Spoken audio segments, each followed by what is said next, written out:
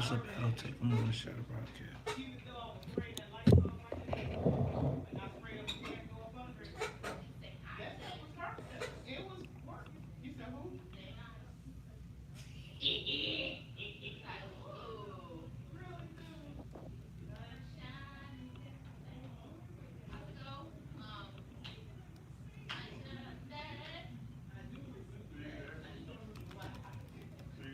that's the radio people, man. I'm afraid that they were messing with me. That's the only reason I can think of that. We talk all that shit every day. That's radio. We talk shit every day, and we don't know what the hell we said. Yeah, you gotta say something, right? Gotta say something. Amen. That was funny to me, though.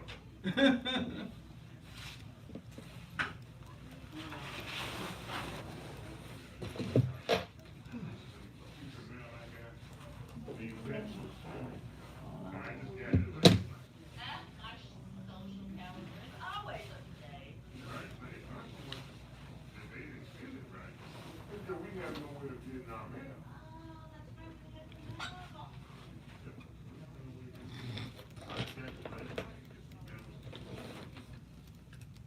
Well, I need some space for my fan mail, so we have to figure it out. Alright? I like to have an open communication for my people.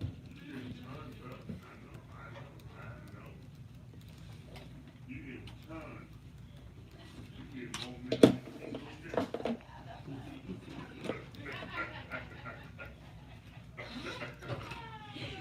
You know he was the star! You know. Yeah, you getting more than Tito. So, I know we had to figure you out. Where are your phone? Oh no. Oh, yeah. No, I brought my straw. What's up, man? How you doing, bro? Damn. You know what? All right, I haven't seen. Oh. But, yeah.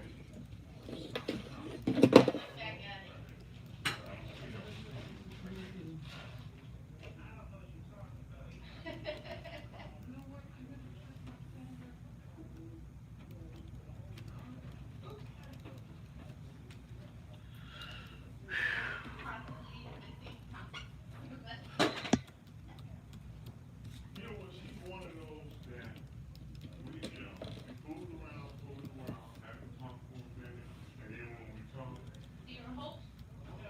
yeah, right. There you go. There you go. Yeah. Yeah. I'm a dream killer. Yeah. And I think, no.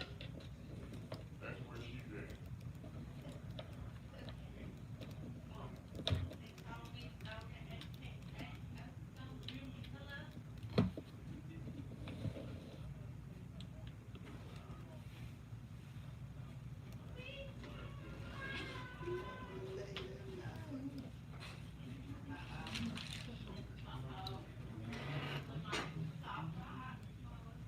And now she's ready to- You know what? You know what? You can start doing that. I know. It's okay. It's okay. I'm not sorry. It's I'm okay. not sorry. It's okay. I believe we are 6 minutes to start them. Yeah, well, see, I am so done with you. Wow, there's so much heat in your car. Who No, hurt no. you? I know. I hate it. I don't hate it. Let me take a copy. I don't hate it. I'm just sick of it. Keep your I'm phone just on. tired. Did you want to text me before 6 a.m.? Well, because you can see me on in front of me. So the first one in front of me is the one that's gonna have to take it. He's gonna have to get the liquor. I Right. used to do that in place maker. Yeah, that's exactly what it is. All right, all right. I'm gonna ask for mailbox 42. Well, thank you. I appreciate it. See, that's how you get results. That's how you get results. WLS still ain't came down. Still ain't came down. What is it? It's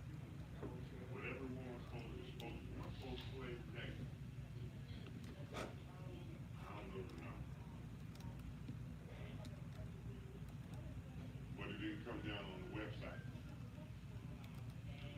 Right. I'm gonna look again for you, but I know it ain't.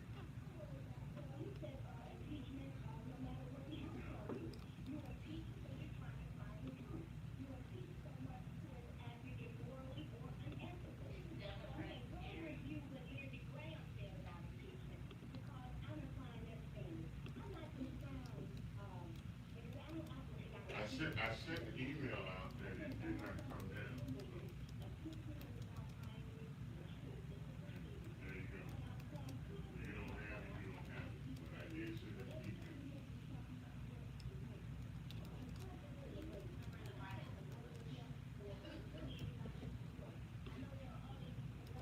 Yeah, man, I didn't hear it.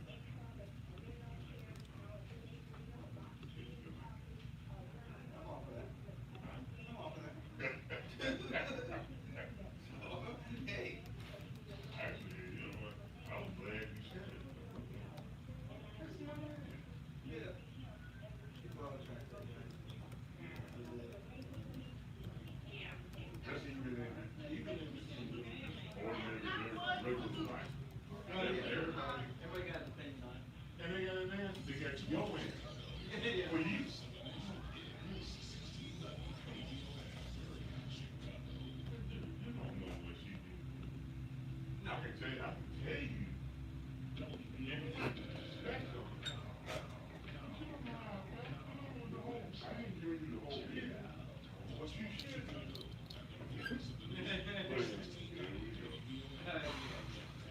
Yeah. They put it on the promo. Oh, yeah.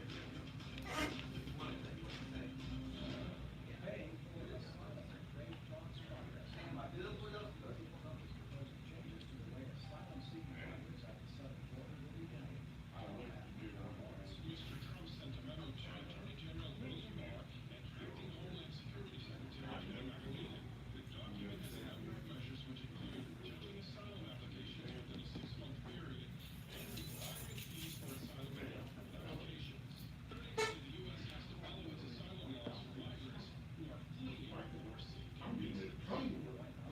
Some reason she's calling me early in the morning.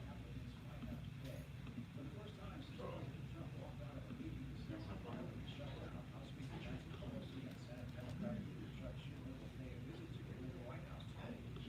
I didn't take that out.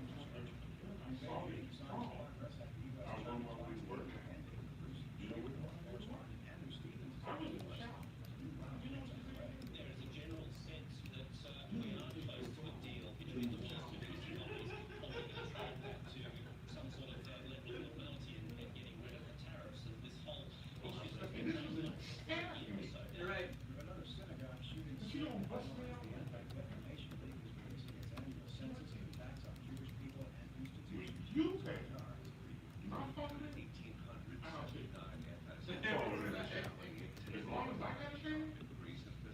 That's not your jurisdiction. I mean, she literally took it on her. That's what.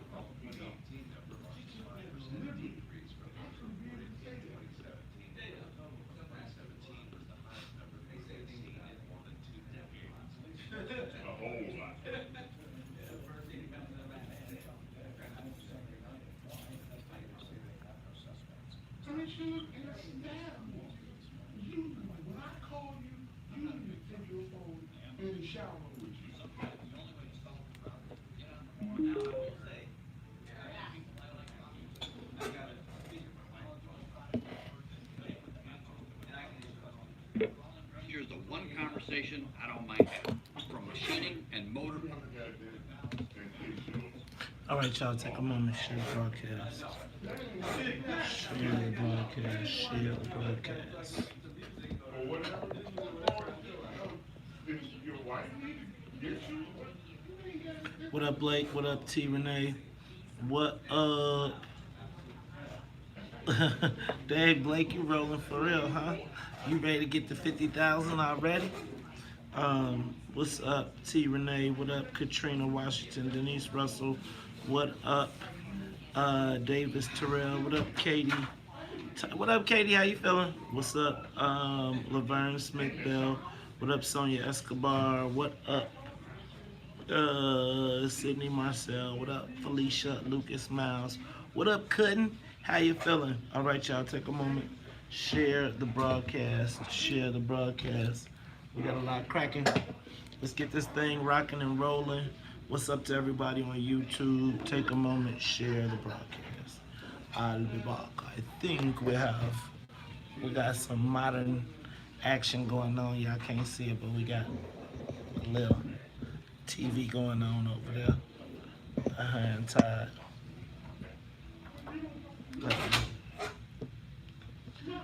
All right, what up, Daryl Gerard? What up? Who is rocking with me? What up, Richard Greenfield? Sonia Escobar? Blake, that whatchamajigam is hilarious.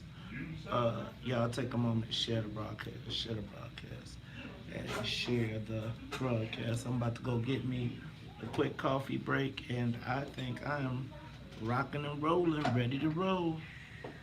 Y'all with it? What up, Roberto Beto? We gotta get together, man. I know you sent me a text. What up, Quentin Lewis? What up, Sylvia Holloway? What up, Lente? How y'all feeling? Y'all ready? I'll be back.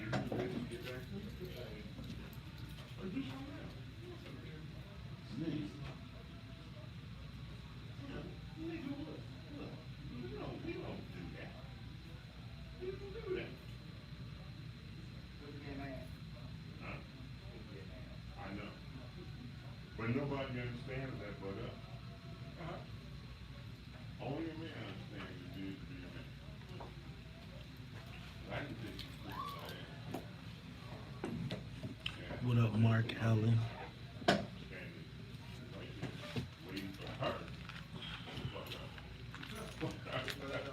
What up, Quentin Lewis? What up, Sylvia Holloway?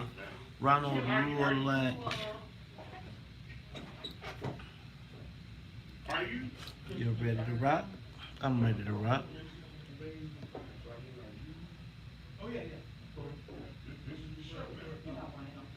Okay.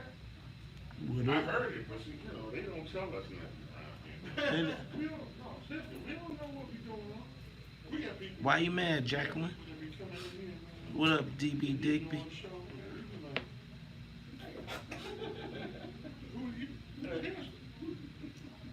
Things happen on the fly. We'll do that, man. Thank you. I appreciate it. I like that. Have a great.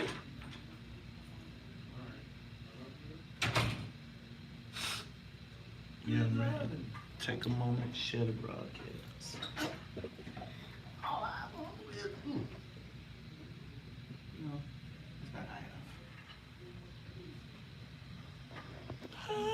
Vertically challenged. On the Talk of Chicago, 1690 WVON. The views expressed on our programs are not necessarily those of WVON, Midway Broadcasting Corporation, or our participating sponsors. Live from the Xfinity Studios at WVON. You're listening to The Morning Show with Maze Jackson on the Talk of Chicago, 1690 WVON. Rise and shine.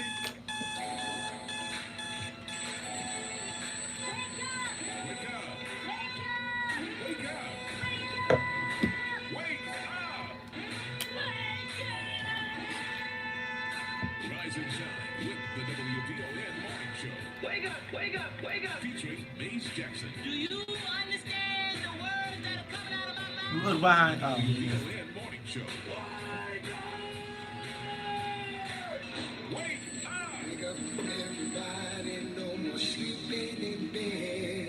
All right, y'all, take a moment, share a broadcast. Let's get ready. Let's do this thing. Take a moment, share the broadcast. Share the broadcast.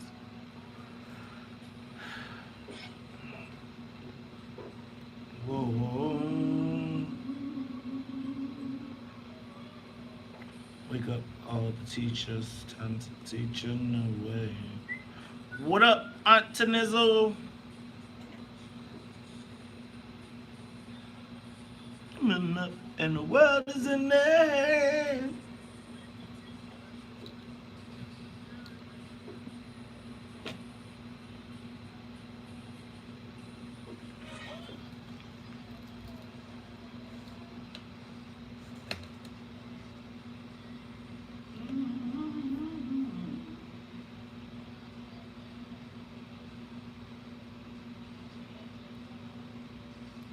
Wake up, Chicago! Wake up, world! This is the WVON Morning Show. I'm your host, Maze Jackson, and my co-host, Todd Stroger. Todd, how you feeling this morning? Oh man, top of the morning to you. Top of the morning. You know what, Todd? You're feeling kind of Irish today, huh? Feeling kinda Irish. Top of the morning to you, laddie. It is the WVON Morning Show. I'm your host, Maze Jackson. That voice you heard in the background is my co-host, Todd Stroger. And Todd, we have a great show. I cannot wait to get into it today. We got so much to talk about. More Games of Thrones. You know what? I guess there is some political Games of Thrones that we can work with in the social media question of the day.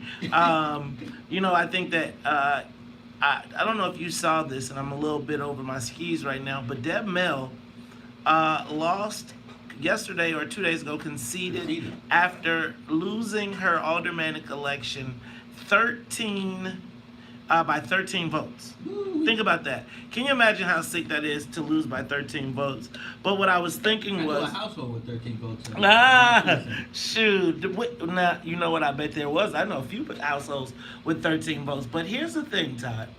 I was looking at this, and with the way that everything is shaping up politically in the city council in the city of Chicago, I am looking at some of the top political legacies on life support, and I'm wondering, is this now the time for the Black Caucus to actually seize control of city council? And I want to talk about that, so that'll be more in our social media question of the day, because as I was doing some calculations, man, when you combine federal prosecutions, seniority, retirements, and losses, we got a whole new city council, bro.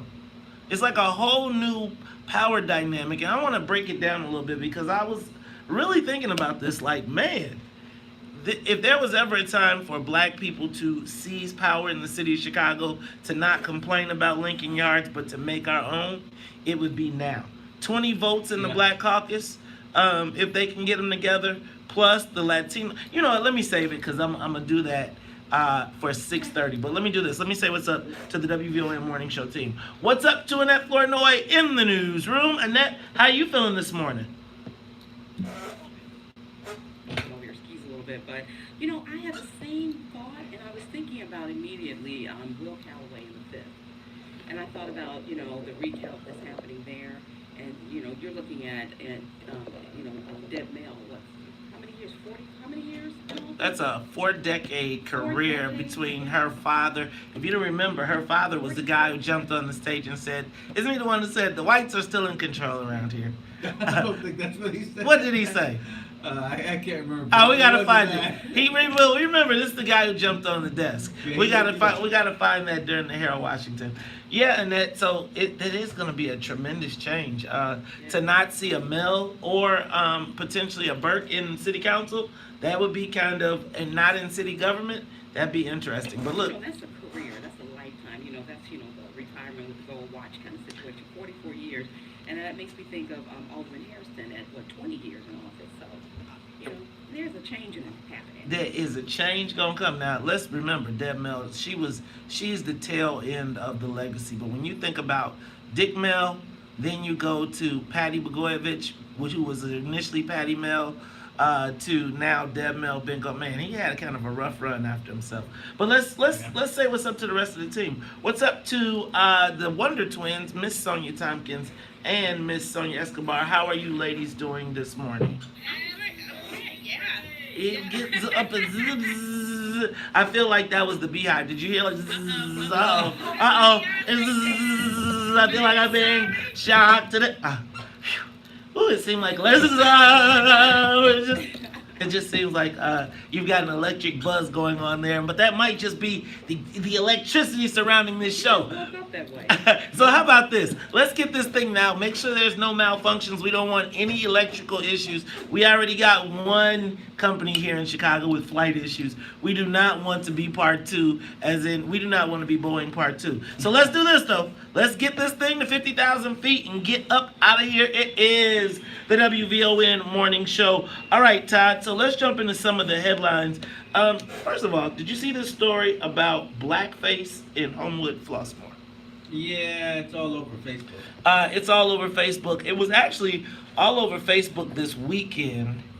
It was all over Facebook this weekend, and I forgot about it yesterday. And then it just kept on bubbling and bubbling and bubbling. Yeah. And so I'm going to tell you, in case you did not know, there were apparently there were the Cracker Boys. The Cracker Boys. That name right there. Rather to tell you something, the Cracker Boys of Homewood Flossmoor were apparently riding around in a car in blackface. They Facebook, Instagrammed themselves going through a drive-through, placing orders in blackface and making requests of a black woman working the drive-through. Now you also see a white drive-through worker who sees them in blackface and jumps in and begins to use Negro appropriated language, or so they thought. This thing has now exploded to now they want to have a Peaceology summit tonight in Homewood Flossmoor to address these young white children, the Cracker Boys. Not that funny, huh? Not that funny at all. But apparently, if you recall correctly, don't you remember just a few months ago in this same Homewood Flossmoor, the police had rounded up young black kids, taking pictures and claimed them all to be gang members?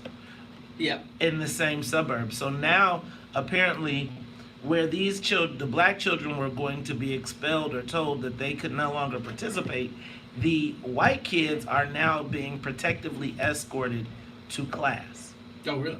Yeah, so, and so apparently the Homewood Flossmoor government, or the Homewood Flossmoor administration and superintendent and all that have said that because of confidentiality they can't say what happened, but they will not tolerate that language, that type of action on their campus. But they said because it's not on school grounds. Remember, you bet it better not happen on school grounds. Well, they said apparently because it was not on school grounds, they're limited in the discipline that they can have. Oh, by rule.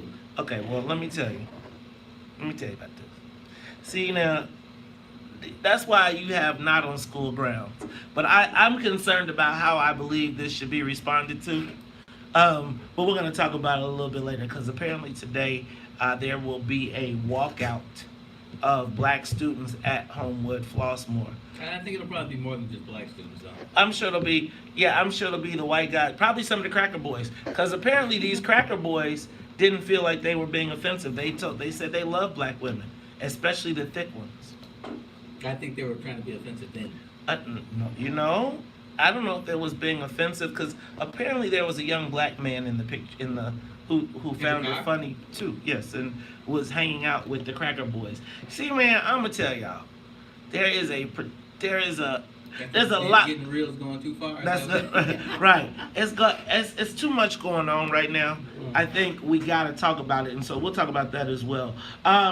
Don't forget this corporate board diversity bill that is down in Springfield. It has advanced out of the House and is now moving to the Senate. And that was the bill that requires that if you have a a publicly traded company based in Illinois, you must have a black and a woman on your board. Now, apparently for it to pass in the Senate, they have said you also have to have a Latino. I was watching. I can see that happening. I could see that happening too, and I could actually see it passing. Me too. Well, I guess you would. You wouldn't be surprised. But. I wouldn't be surprised, but let me tell you what. The funny thing is, I was watching Channel 11 yesterday. They still not letting me on Chicago Tonight. That's okay though. I'm gonna be out. That's why I don't watch. You know what? Maybe I'm going to have to take them off the list. Look, let's talk about it all when we come back. It's Talk Chicago 1690. It's Maze Jackson, Ty Stroger. We'll be back after traffic and the weather. More of the morning show with Maze Jackson coming. All right, y'all. Take a moment. Share the broadcast. Share the broadcast. Share the broadcast. Ty, you have the camera. You remember that movie with Kevin Hart? The Wedding Ringer? I didn't watch it. It was actually fun. Well, that means that my joke is lost on you and I will not tell Go it. ahead, tell it. Oh, I mean, it's not really a joke, so you won't understand. You won't understand. He probably doesn't like Kevin Hart. I have to ask him that. I shouldn't say doesn't like. It's not amused that much. I just liked when, man, I can't remember that guy's name. He was Olaf. He was singing real high. Da, da, da, da, da, da. Man, these guys, kids will do something crazy trying to make fun of a black dialect or slang or something. Do we have anybody This from ain't- Local This is nothing new, I don't think. Okay, so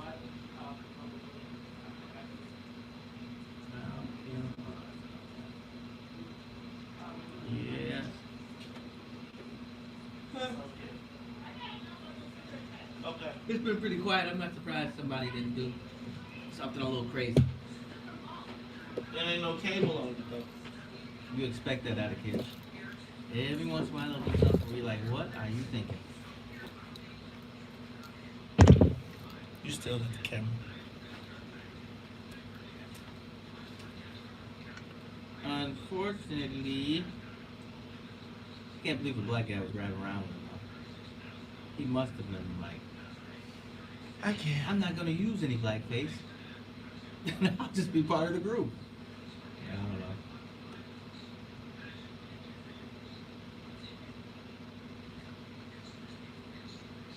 That's the thing about going to Catholic school. If they don't like what you did on the outside, they just kick you out.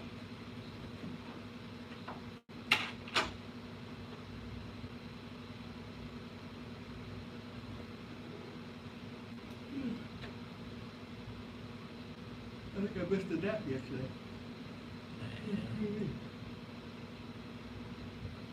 Oh, I also went to Jim's International Academy yesterday. Spoke to the 10th grade class, which is as high as they've gotten so far. They're going to 12, of course.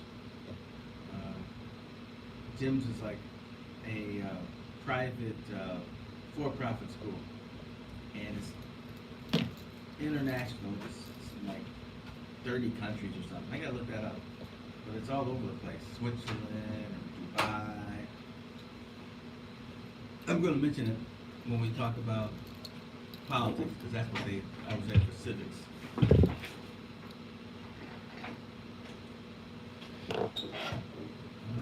They only had 6 kids.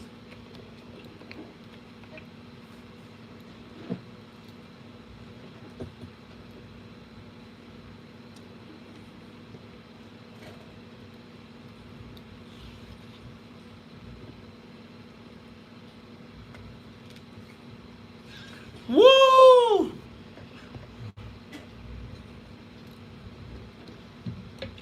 At 8:30, I want a bunch of John.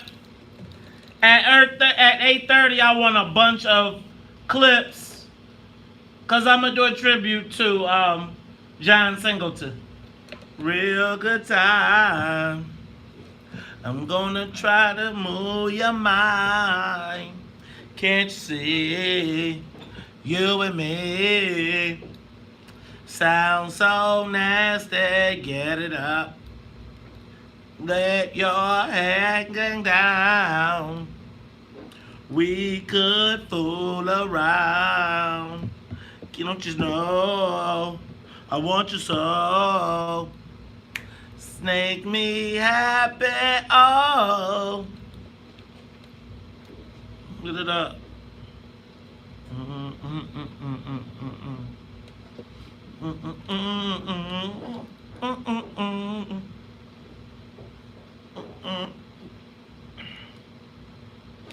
You are tuned in to Talk Chicago 1690 AM. I'm your host, Maze Jackson.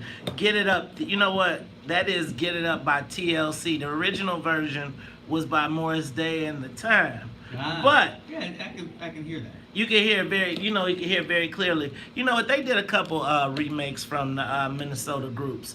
But that's TLC, and this actually was on Poetic Justice, right? And speaking of Poetic Justice, you saw that movie. That was the movie starring Janet Jackson and Tupac Shakur. Regina King was in it. Joe Torre. I saw that movie in college at the movies. But it is the It was a John Singleton movie. Remember, it was all the controversy surrounding it because Janet Jackson apparently said that before she would do the movie, Tupac had to take an AIDS test. Remember the big old rumor about that? And then he was like, dang, well, if I got to take an AIDS test, then I got to get me some. And I think that went away. But rest in peace to John Singleton. But he's Boys in the Hood, right? He's also Poetic Justice. He's also Higher Learning. Yeah, but Poetic Justice wasn't good. That's why I was trying to get to a good one. Goodbye, John. Goodbye, Todd. First of all, Poetic Justice was like an iconic black movie. See, you were old. That's that, when you say, how old I am? This is a perfect example of that. Because if you were from I was like 31 or something when that came out. Right, but you got to understand, like, between the soundtrack, being able to, again, Tupac Shakur was in this movie with Janet Jackson. Who?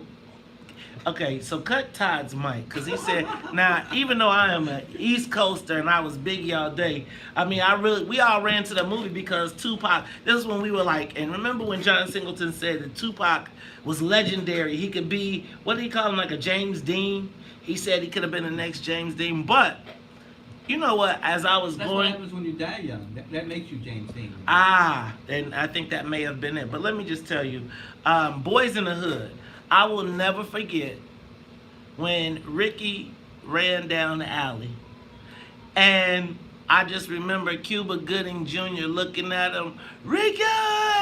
And I was just like, don't go that way. Don't split up. Go. And man, and you know what? And I never forget, really, that was one of the indelible moments. And I'm going to say that while Spike Lee was the filmmaker, the black filmmaker of kind of our time, I feel like John Singleton was the filmmaker of my generation, right? I think that when I go through the list, and at 8:30 we're going to talk about some of the movies that he did, because goodness gracious, when I was going through it, and when you think about some of the people that he made famous, I think about it. Think about Angela Bassett. Now, yeah, she was, until she turned into the mama. Remember Furious Styles? Remember when that was when Lawrence Fishburne, like, went boom. You think about Morris Chestnut, you think about Cuba Gooding Jr., you think about Ice Cube, his acting debut. Man, keep them babies out the street. You know what? John Singleton, rest in peace. Yes. Did you hear about the Aurora gunman? They were quoting him saying that I kill every MF up in here if I get fired. Let me ask you. This goes to show you, when somebody says that, take it seriously. You know what? Again, I was thinking about, how do you know in the workplace when somebody is really like an employee that will really do what they say? Because I done heard a lot of times, I've been in a lot of jobs where they be like, man, I whoop yo, especially like fast food or something. You know how many times you get threatened when you work at fast food? By the employee? Yes. Oh, really?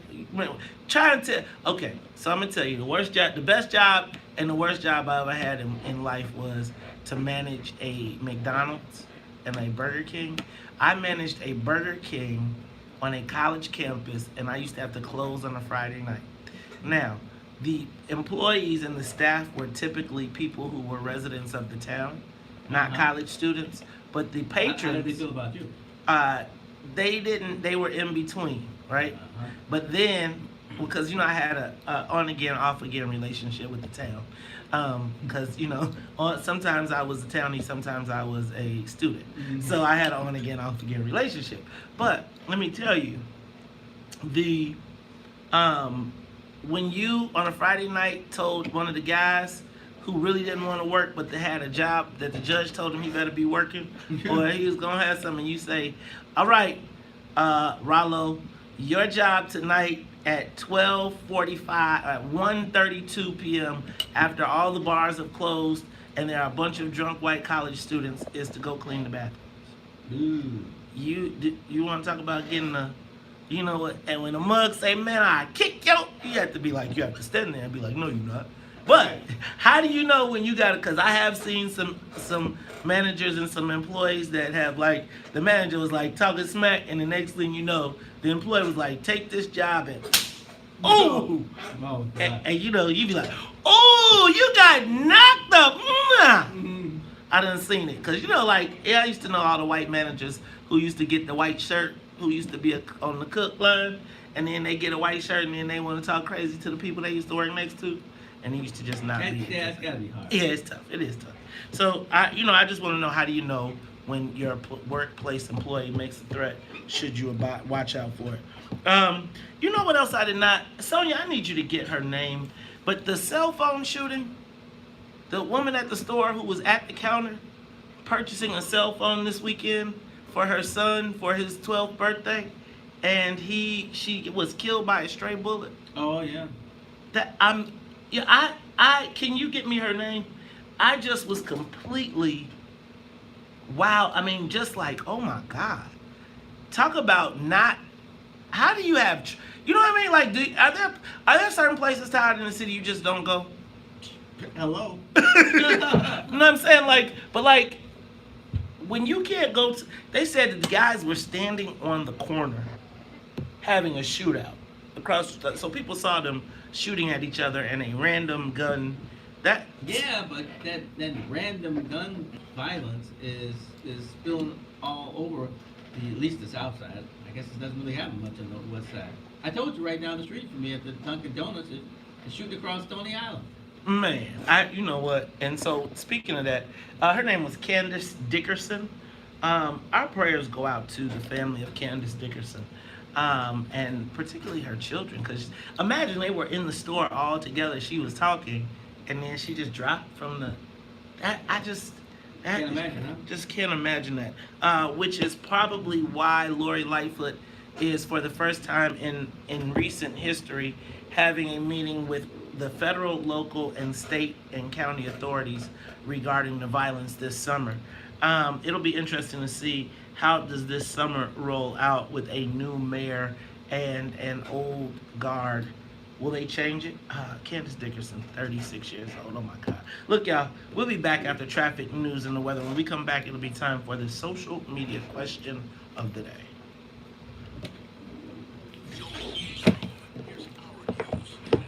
What up, y'all? Take a moment. Share the broadcast. Share the broadcast. Share the broadcast. All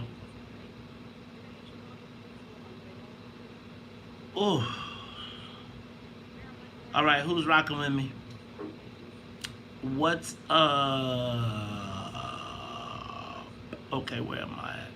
All right, let's say, what up, Tiger Lily? What up, Denise Russell? What up, Brother Edward Steve? What up, Dennis Kaiser? Bro, Edward, I did not realize, man, my day got away from me yesterday. So let's shoot for Thursday. What up, Regina Alexander? What up, Corey Mack? What up, Deborah? What up, Ronald Ruelak? What up, Lunier Gibbons Marsh? You need to connect with Brother Steve. He's going to be in Springfield lobbying, and he is also recently elected, one of the first WIFTBA member elected he's a trustee in Dalton. Hey, JGB, I see you down there too. Brother Steve, you should stop by and see Art Turner Jr. Make sure you stop by and see Jahan Gordon Booth. Make sure you go see Nick Smith. Go see, well, you know what, we'll get you a list of people to go see. Some people, you may not want to say you know me because they might be like, screw him. But what's in it for the black people, you know what I'm saying? What up? Tell them we going to be joining the ranks soon. Let's see, and they better be cool because, I'm still contemplating this run for the 10th district spot. What's up, Alvin Norton? What up, Corey Mack? What up, Sheila Muldrow Kellogg? What up, Brandy Dyes? What up, Harold E.K. Williams? Hey, Brandy, tell Sean and John happy 10-year anniversary. I feel like I should have some stock in Tantrum. Because, boy, in the early days, I can't believe it's been 10 years, but in the early days, boy, I used to work that credit card, that expense account, right at, it always ended up at Tantrum. What up, Carol R. Muhammad? What up, Daryl Wallace? Also, don't forget, y'all, May 16th, get your tickets. We will be having our first What's in It for the Black People fundraiser at Renaissance. Check it out. It's going to be off the chain. Tickets start at $50 and go all the way up to $5,000. I do believe that we got our first $5,000 donation coming in, or I think I've locked it in. I think after we get Mr. President and his $5,000 donation, we're going to be in a great space. But if you're not going to donate $5,000, you do $1,000, $2,500, $100, $500. We'll take your check. We'll take your cash. We'll take your money order. Stay tuned. There will be a log and web where you can pay online as well. What up, Lente? What up, Deborah? What up, Lori K. Westerfield? What up, Denise Russell? What up, Shippy? What up, Bueller? What up, Brother Daryl Stiff? What up, Omar Thomas? What up, Carol Muhammad? What up, Javier Johnson? What up, Richard Greenfield? Melissa Harper? Denise Russell? Corey Mack?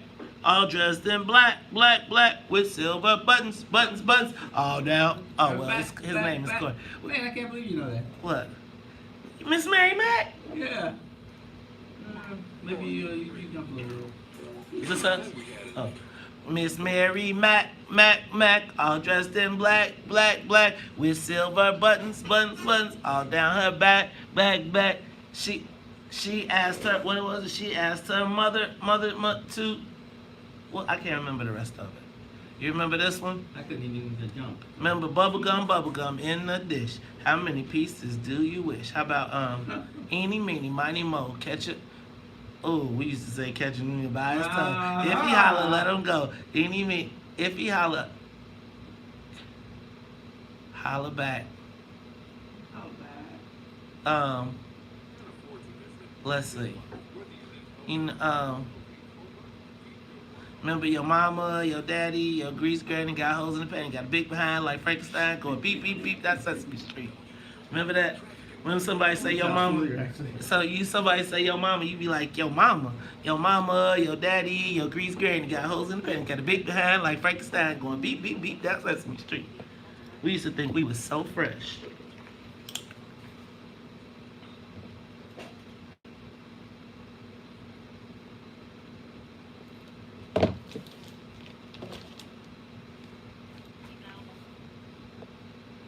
Manny Sanchez, he's a political type, isn't he? Yep.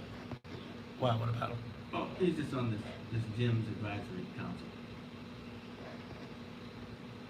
Manny Sanchez was the one behind Susanna Mendoza. Oh, really?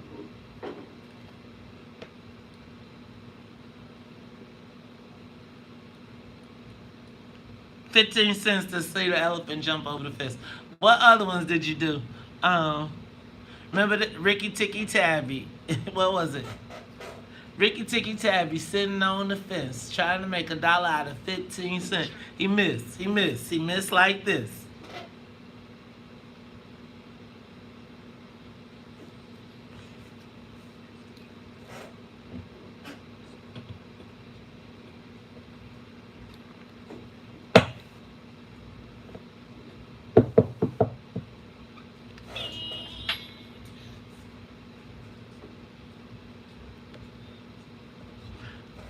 What's up, Ian Levinson? You gonna always be rocking with the show because you one of the home team ace beats.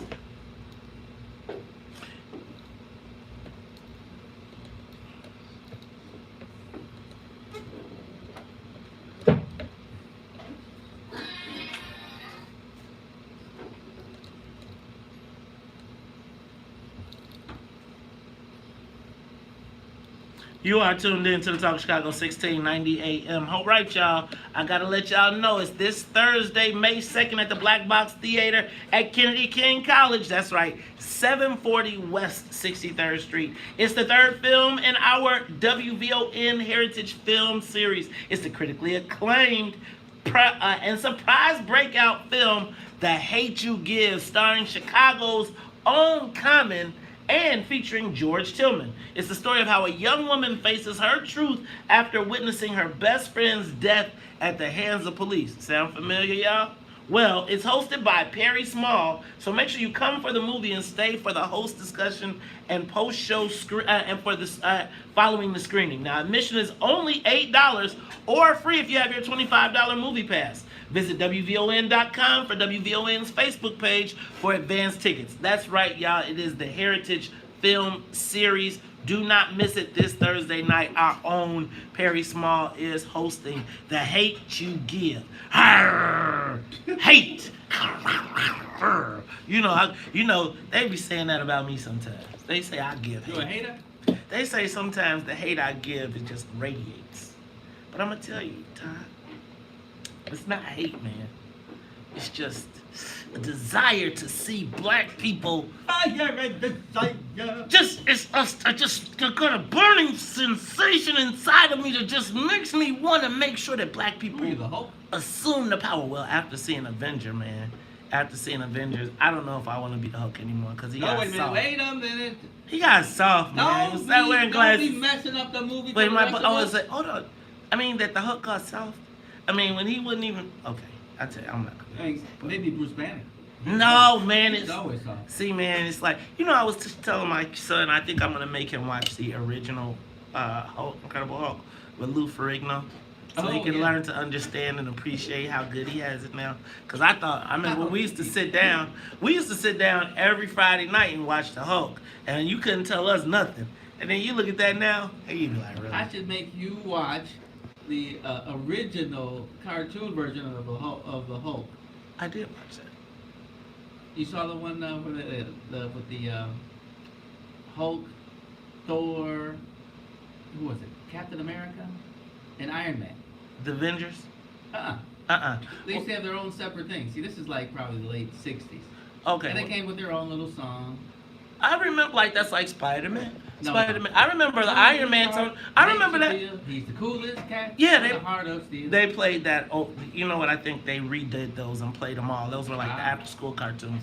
So I think I did see it. But look, let me move on because the reason I was talking about the Hulk yes, I can talk about that forever. Is because, Todd, I think that with so much going on in City Council, it really got me to thinking. Mm-hmm. And so let me just say, with federal investigations on Ed Burke, with there are federal investigations on 3 sitting Chicago aldermen right now that we know of. Those being Ed Burke, Patrick Daley Thompson, as well as Danny Solis. Now, Burke and Daley Thompson represent 2 of the oldest and most powerful factions in the city, in Illinois government.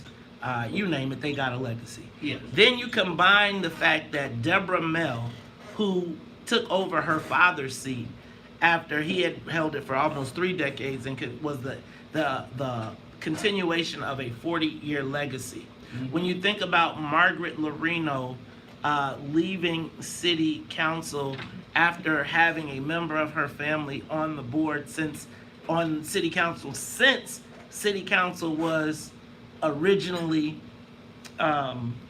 since there was a City Council, there's been a colored relative of Lorino / Cullerton in that spot. Todd. Then you combine that with the fact that Joe Moreno who I used to think was the wartime consigliere of the Latino caucus. He was the guy who was always waging war. He was talking crap. I didn't like. You know what? I like Joe because Joe was a young Democrat with me back in the old days. But he was one of the ones that's led the charge to take out Joe Barrios, Tony Barrios. He actually ushered in the Will Gazzardis, and he's part of that progressive MLI version of. No wonder I didn't like him. I didn't know that about him. So But I don't like those these uber aggressive people. Well, That's just not my thing. Clearly. And what wound up happening though was he wound up he actually was the person who brought Fritz Kagi to the dance as well. Oh. And he wound up being eaten up by the same progressive group It's the French Revolution. that he brought to the forefront. And as I was just looking at the power dynamics, Todd, as we talk about the ending of aldermanic prerogative, as we talk about linking yards, I was starting to realize that and let me add to that, the Latino caucus, by virtue of attrition, has completely flipped. And so, in my estimation, the new Latino power broker, and Gil Villegas is my guy, but I think that when I look at how it all turned out, the socialists kind of won, and they kind of have now infiltrated and permeated and taken a big bite out of the Latino caucus. And so It's the French Revolution. right there. and so now what you find is that for the former white political powers and even the old guard Latino caucus, they are now dependent upon Mayor Lightfoot to even be relevant at all. Think about now the fact that if you don't have the names that used to strike fear in the hearts of the Black caucus, or not fear, let's not say fear, let's say respect, Yeah. gone are Burke, potentially, and Mel. Gone. Let's say that all things work out well.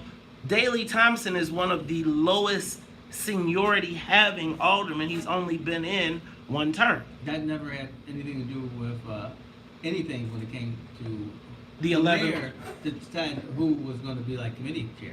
Exactly. However, what we did see... That's why it's not a good idea for the mayor to decide. Right. But what we also wound up seeing is that now the power people and the power players that used to be are no longer. And now, Todd, is an opportunity for the Black caucus to rise and actually seize power There's a power void. of the city council. Now dig this. If you take Ed Burke out, then the next group of highest ranking people in city council are all Black. Mm-hmm. And so, Todd, what could essentially happen is, by virtue of attrition, the Black caucus could actually take over city council. But what happens now is, will they come together, or will the white people succeed in keeping them separate? Give us a call, 312-374-8130. Should the Black caucus seize power in the city council right now? See, like right now, this is when you go through and you stick a knife in them. Or you make a deal and you say, you can now be our little brothers and we'll still protect you for a small fee, that is. Well, the fee is You'll be voting with us. Thank you very much. right. You're voting with us.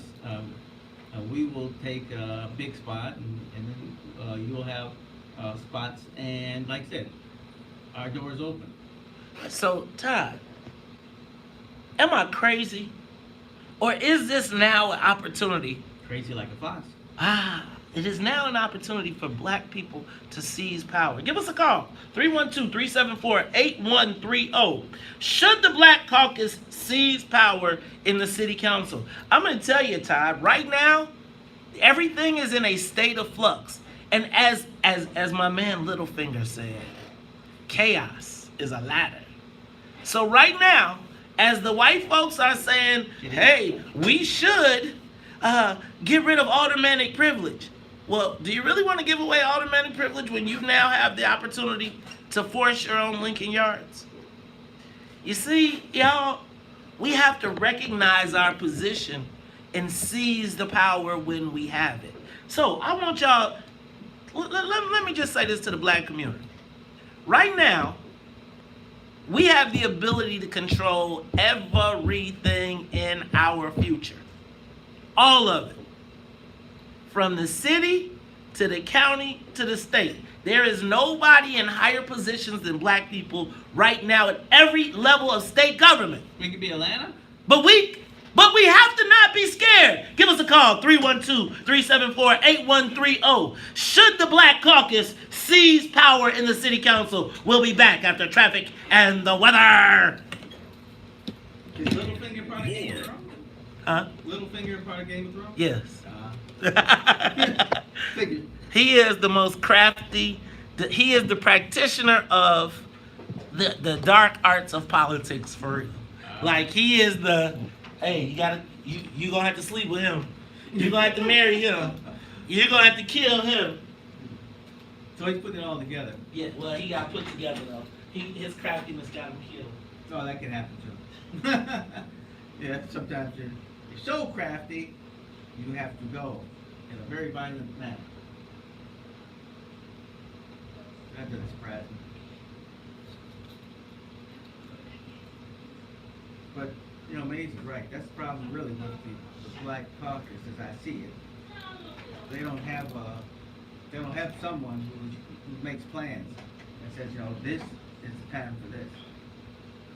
And they respect that person's ability to see what will work. With that, you gotta be able to take some direction.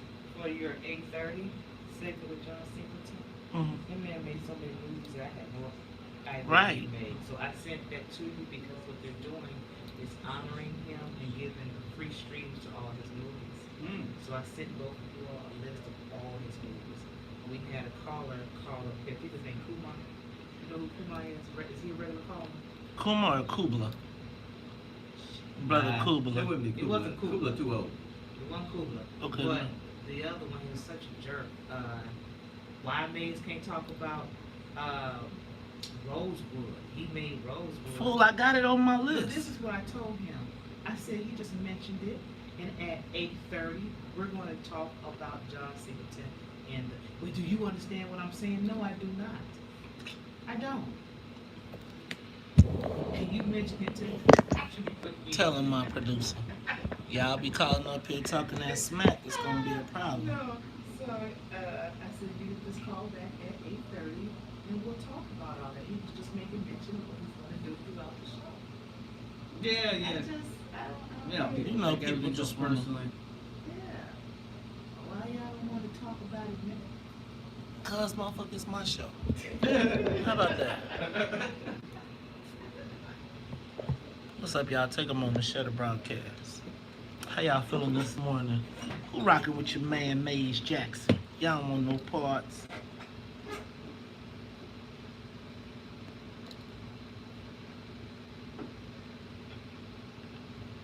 Take a moment, share the broadcast. Yeah, but we gotta stop the Evans and Sawyer split, brother Steph. It's like we gotta bring it to the fact. We gotta learn a lesson from that. Right now, all you need is 12. Plus, I think we could get.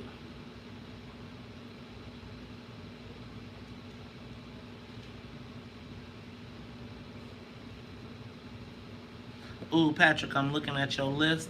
I'm seeing at least one person on your list that is probably going to be on the federales.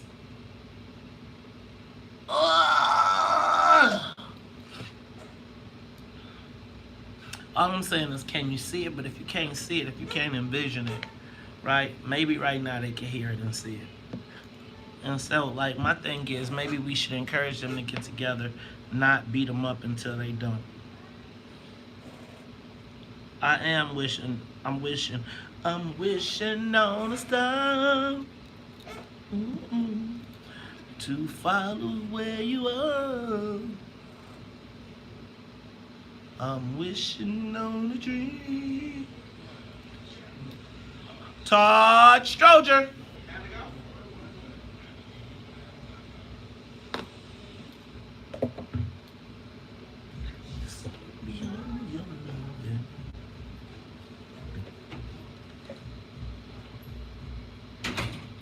That's all I ask of you.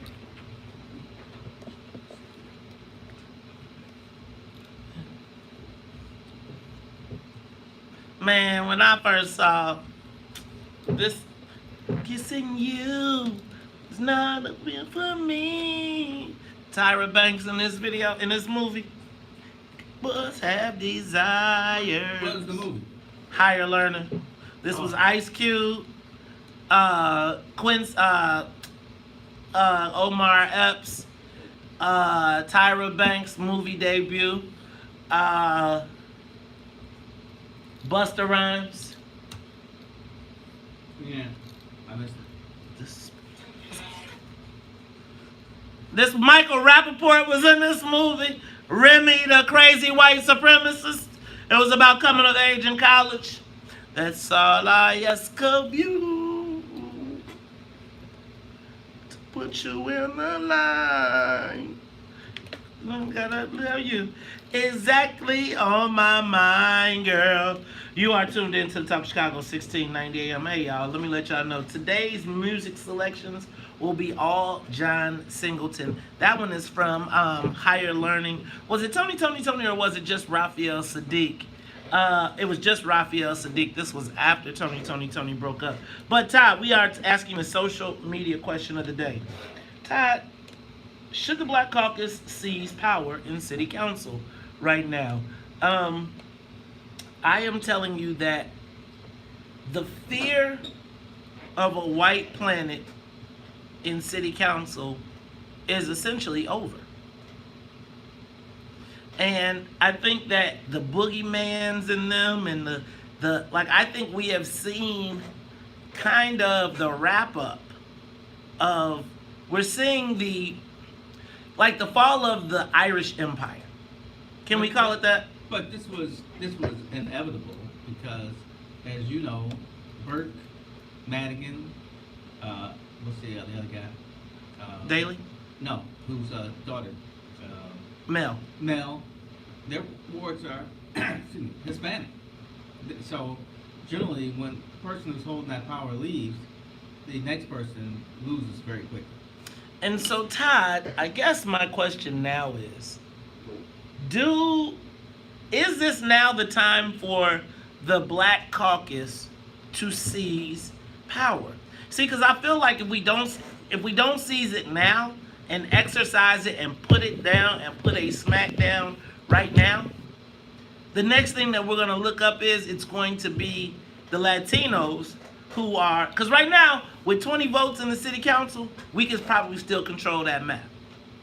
We could probably tell the white guys we can protect you, or we could let the Latinos eat you. Or we could cut a deal with the Latinos and say, eat up all the white guys, we got you in this new map. Right? You could take the 11th ward, you could change it. You could make it partially Latino and partially, you could make it Latino, Black, and Chinese. Right? You could go to the Asians and say, we'll give you a city council seat. I don't know about that, but I'm saying, but you can try. I'm saying if you're leveraging. Yeah, I mean, right? I don't think they have the numbers. If you go across, you take in Prairie Shores, you go all across city, you probably could cut. But Prairie Shores is not Chinese. Prairie Shores is Indian. I mean, they're Asian. Okay, so Asian. Asian. Not the same. So, but I bet you could color. But here's where we mess up.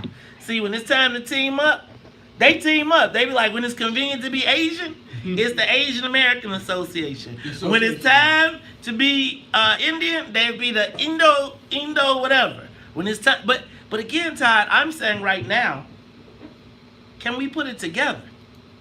Could we actually go around and say to people, look, we can protect you. We can either go to the Latinos or the white guys and say, you want to be our little brothers? We just want your cornbread. Right? Yeah, have my cornbread. No, we going to take your cornbread. Now, and then if you think about it, and then what you do is when you remap, you put all of the good vacant land in black areas. So could you imagine in a remap, now I hate to suggest this, but could you imagine, let me do it like this. Could you imagine if the 4th Ward took in the 78 in the new remap? So instead, when they came south, instead of the 78 being in control of the 25th Ward, it being in control of Alderman Sophia King? You're pretty good. See what I'm saying? See what I'm saying? Could you imagine if you took a project like Lincoln Yards, for instance, and you brought it into the 27th Ward, and so after Brian Hopkins did all the work, you go in and it's a 10-year project, and you bring it in. And now the economic control, because again, if you got the math, you can control the numbers and you can control the math. You see how they draw these crazy maps? Oh, yeah. What if, Todd, what if black people looked across the aisle and saw each other and said, we can do this? What if there wasn't fear of a white planet?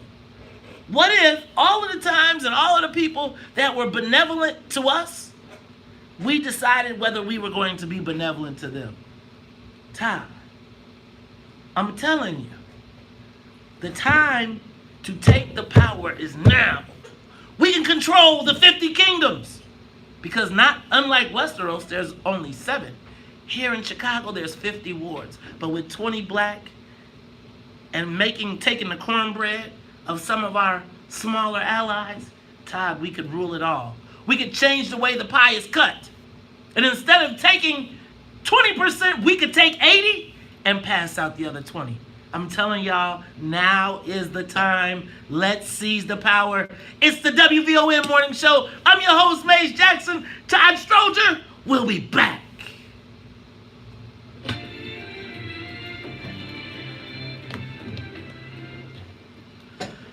Okay, wishful thinking. That's pretty good, but yeah. I mean, even if there was people allying together, I don't think they would. They could do it just on 3 things: contracts, jobs, and look, y'all, we can fight about everything else. But when it comes to you go to Latino caucus and say, look, y'all get How 20 many of them are there? like 12. Oh, well, because I only think like 18 of the black people could stick together. Okay. 18 and 12, that gets you there. Yeah. I mean, that's a good notion, and it would be an interesting power dynamic. Think about it. All of the Irish now lost all their seniority. Yeah, but seniority has never been, as I said before. But if you make it that way right now, because you got it all. Who's the senior Hispanic? Shit, who is it? It's gotta be, I mean, think about the Hispanics went all the way down. They went all the way down because Danny was the senior. So probably Cardenas, Raboyes, Yeah. and they ain't the most aggressive.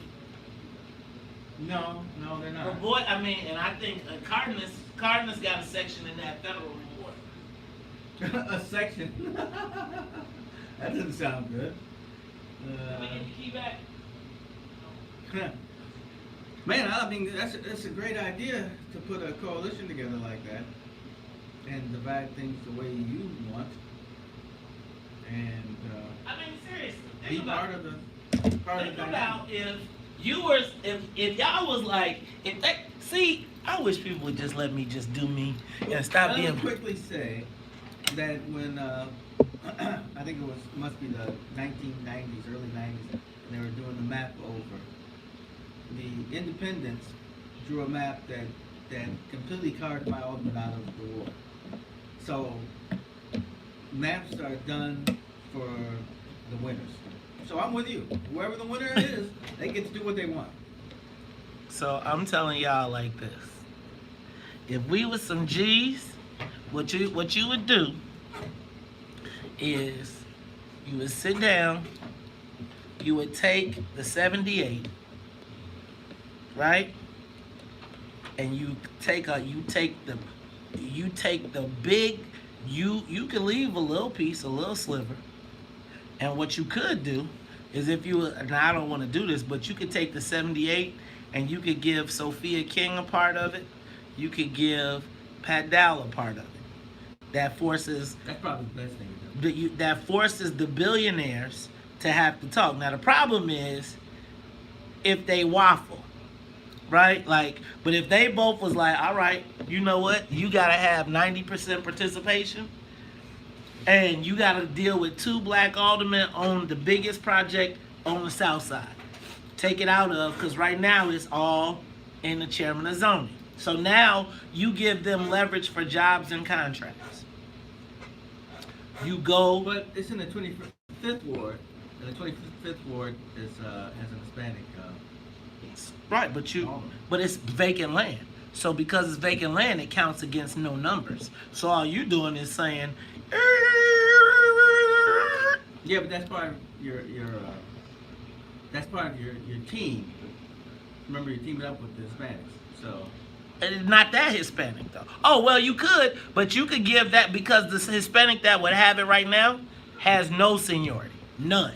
Oh, no, He just took out Danny Solis, so he's a socialist. So you tell him, you go take ABLA, or you take the ABLA development going this way, we coming this way, we'll let you have a piece of that, and you give Jason the other part so that you give him some guidance, but you allow him to stay in the joint. You just make sure that we got enough of everyone, then you move you then go into, well, Jason's got medical district, but you take the medical district, you start taking up, you remap the ward so that all of the vacant land that developers are gonna go to is in black areas. So like say if that island over there is in 10, with Sadlowski, whatever, you take that, Michelle Harris takes that back and says, give me that. Now, every time a $1 billion project comes, it starts in the black.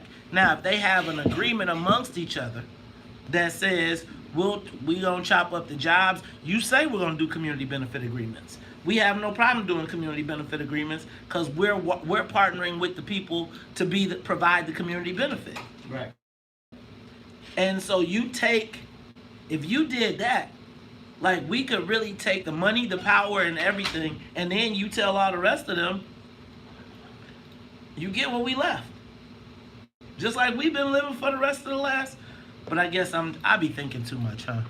I'm sorry, y'all. I was thinking too much like a free Negro. My fault. No, you got it right. Of course, like everything, the hard part is keeping people together. So that's why you use the money and the power that come with the land and the committees to hold them. And you know that you put some clause in there that says you don't stick with the game plan, we can revote to rejigger these damn committees. And again, you give people their area of jurisdiction. You say we ain't got to agree on nothing, but we know that the airport, then you say somebody take the airport. You get an airport, you take all of the plum shit, and then you tell whoever you make the deal with, because at that point, when you put your 18 together, it's the last man on gets lost. So now if I'm the Irishman, right? If I'm Matt O'Shea, I'm saying, damn, where do I go? To the Irish guys? They can't do nothing for me. I'm going to come to the Black Caucus. All right, O'Shea, we'll give you that because you got the votes. So we'll give you some juice, but you better stick with the team. Because quiet as it's kept, if you don't stick with the team, you don't have to get nothing. You fuck around and give O'Shea police and fire. That's all that you got in your ward anyway. Yeah, true. They gonna fight with anybody black. Right? Well, we know that. Well, you saw what happened when they gave it to Bill. So you flip it around, but again, you figure out so that they got some wins so that they can keep their dignity. And then what you do is you start saying, okay, we got 18 or we got 20. Now, we only looking for 6. Y'all can fight. Who want to make a deal for the 6 votes? Are we looking for 10? The rest of y'all can be left out. Now, everybody else will be running into the office to say, let me be with you. Because you say, I'll put you on plan commission. I'll put you on something that gives you some viability. But then you go to the mayor and you say, man, we want streets and sand. We want these spots. If not, you ain't getting no votes. This is who our recommendations are. Randy got to stay at water. You give him a list and you say, we keeping what we got. The Latinos, y'all ain't taking none of these 12 slots. We'll give y'all a couple deputies. Y'all don't want to play no games. Y'all want to be victims. Y'all like it.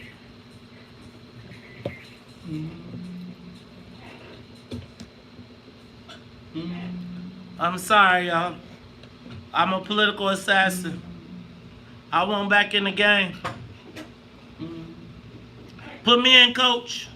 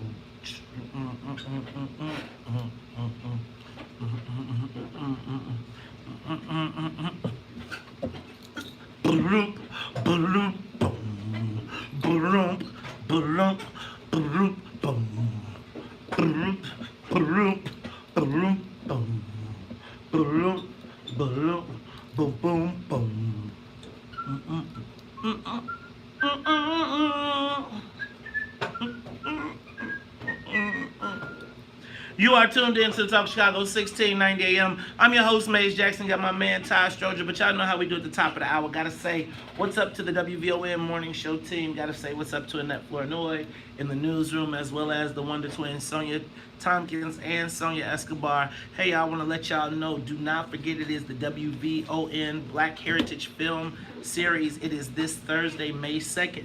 The Hate You Give. Do not miss it, starring Chicago's own Common, directed by Chicago's own George Tillman. You may remember George Tillman from the Barbershop series.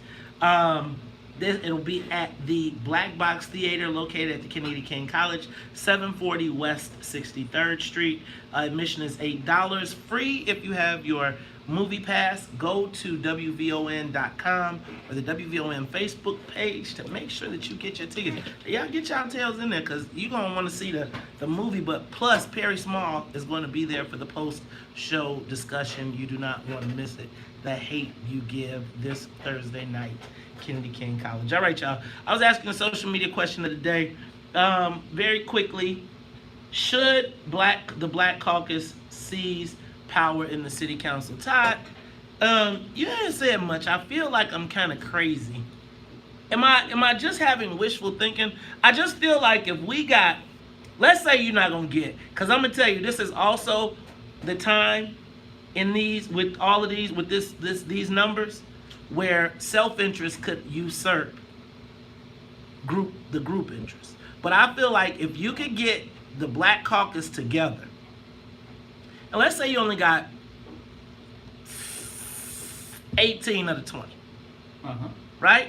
And then you found 10 more. You made an offer to the 10 more and said, we're going to have a coalition. Now, the Democratic Socialists got, they got 7 now. That puts you over the top right there, right? You find the Irish guys who have nothing. No, that's only 25. Oh, 25. So I'm sorry. I'm not doing my math. But you go so you go to the Democratic Socialists, you say, y'all want to get on the board? You go to the Irish guys and say, y'all ain't got no seniority. Your clout is gone. You could wind up with nothing. For all them votes you turned out, 19, guess what?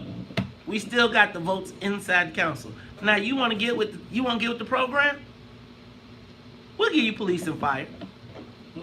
Right? You can still stay in the game. You be relevant. You can't keep aviation. No, we got to give that to one of the black folks. Too much money over there. Then you take because then you got the remaps, and then you take all of the black people in power and we remap all the projects into the black wards. Remember, these projects are on vacant land. So by the time, and they're 15-year projects, so by the time they're finished, right, you can help usher in black population, black contracts. I mean, think about, there's $8.5 billion at the airport that's government money. There is $8.5 billion that is going into 2 communities. So you take So you go, I hate to say it again, but you take the 78 project, it's all vacant land, so you give half of it to Sophia King, and maybe, well, you give 3/4 of it to Sophia King. You give 1/4 of it to Pat Dow. Right? Two black aldermen who are actually in the process of potentially being gentrified out of their wards. Now they're in control of those places. Then you take Lincoln Yards, you know, you snake, it's a bunch of vacant land. You get somebody like Alderman Burnett, who has been fighting for affordable housing, to be playing in that sandbox. And then he brings the West Side with him. And now, y'all, it look like we done put a noose around this whole, did I say noose? Oops, I hope not. Look like we done put a rope around the whole thing. Now, let me just tell y'all. Before you start saying who, what, ain't these, it's like you gotta leave the door open for brothers to be able to take their shot. You can't beat them up before if they won't take the shot. So let's go to the phone lines real quick, because I just want to make sure. Am I crazy? Give us a call, 312-374-8130. And then after this time, we're going to talk about the Democratic Party spending $60 million to rebrand the Democratic Party in the Midwest. Think about that. $60 million? Talking about they're going to spend up to What's 100. our cut? Well, we'll talk about All that. right, we'll talk about it when we come back. Let's go to the phone lines. Let's go to Bill. Bill, you on the Talk of Chicago, 1690. Hey, Todd, how you guys? What's up, man? First off, black elected officials can't count. That's where you make the mistake. You're assuming the wrong thing. They had 18 black aldermen, and all they needed was 8 more to stop anything that Emmanuel wanted to do. They didn't do it. So now you're assuming you're going to get all 20 now to go along, and now you need 6 more. They're still not going to be able to count. So my point is, really, the bottom line is the Democratic Party is the guiding light for all of this. They're not going to buck the Democratic Party. No way, no how, no shape. They like their job. They like to be in with the Democratic Party. They want the next best job. They're going to sit down and be told what to do like they normally have been doing, and that's just the way it's going to be. Now, if you think I'm wrong, there's 51 black elected officials in the state. Tell me one, other than maybe LaShawn Ford, that kind of, speaks up a little bit. Name me anybody that speaks up on behalf of black folks on a regular and push back against the Democratic Party. They just won't do it. Well, I think we got to train them, Bill. Bill, first of all, thank you for your call. But I think we got to train them, and I think that you can't keep telling a person what they can't do or what they won't do. We got to tell them what they need to do, and then we got to have a stick to hold them accountable. Let's go to Taylor. Taylor, you want to talk Chicago? Oh, good morning, Maeve. Thank you so much. I would like to say that if those aldermen don't get on board, there's a group out here who's watching their every step. They don't care what ward they're in. They're going to get the Sambo Award if they don't do right. The who award?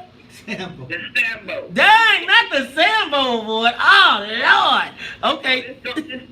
She is working on what the SAMBO stands for. And I'm telling you, I know the S is simple to me. Oh, Lord. Is that them act a fool, and they got writers going around seeing what they can do. I'm sick of it. I don't care what they from the north side, Burnett, or that new chick, I don't care where they from. They better not give away their automatic privilege. I'm with you on that. They better not give up no automatic privilege. And then let's go to Regina. Regina, you on Talk Chicago. Yeah, Maeve, listen what I want to say. This is for you. I think, and this is my own opinion, I think that you're giving the other opposition too much information on what we should do. That way they can start organizing against us. Some things we need to hold to our chest among ourselves before all of this good information is assimilated out. And thank you, and you have a good day. Thank you, Regina. And I'm going to tell you that I think everybody know how to count. I'm not trying to be funny. It's like they just don't want us to know. They don't want people to know we know how to count. I think everybody need to know we know how to count. So that when they start talking that craziness, it went like, so, I'll be watching these white guys on the news, the white aldermen, and they be talking smack. But that's because they don't really think we counting out. We don't count out loud for them. And I think sometimes they need to think about counting out loud because, you know, Brian Hopkins licking his chops. Whoever the new 24th ward is licking his chops. You ain't got to have none of that, homie. You might want to think about who you talking to, and when you talking out the side of your neck, get a little bit smarter, because if the black folks start... See, this is why they didn't want the slaves to learn how to read and count. Because if they knew how to count, they would have realized that all these white boys that's been winning on fear and intimidation. But if you got the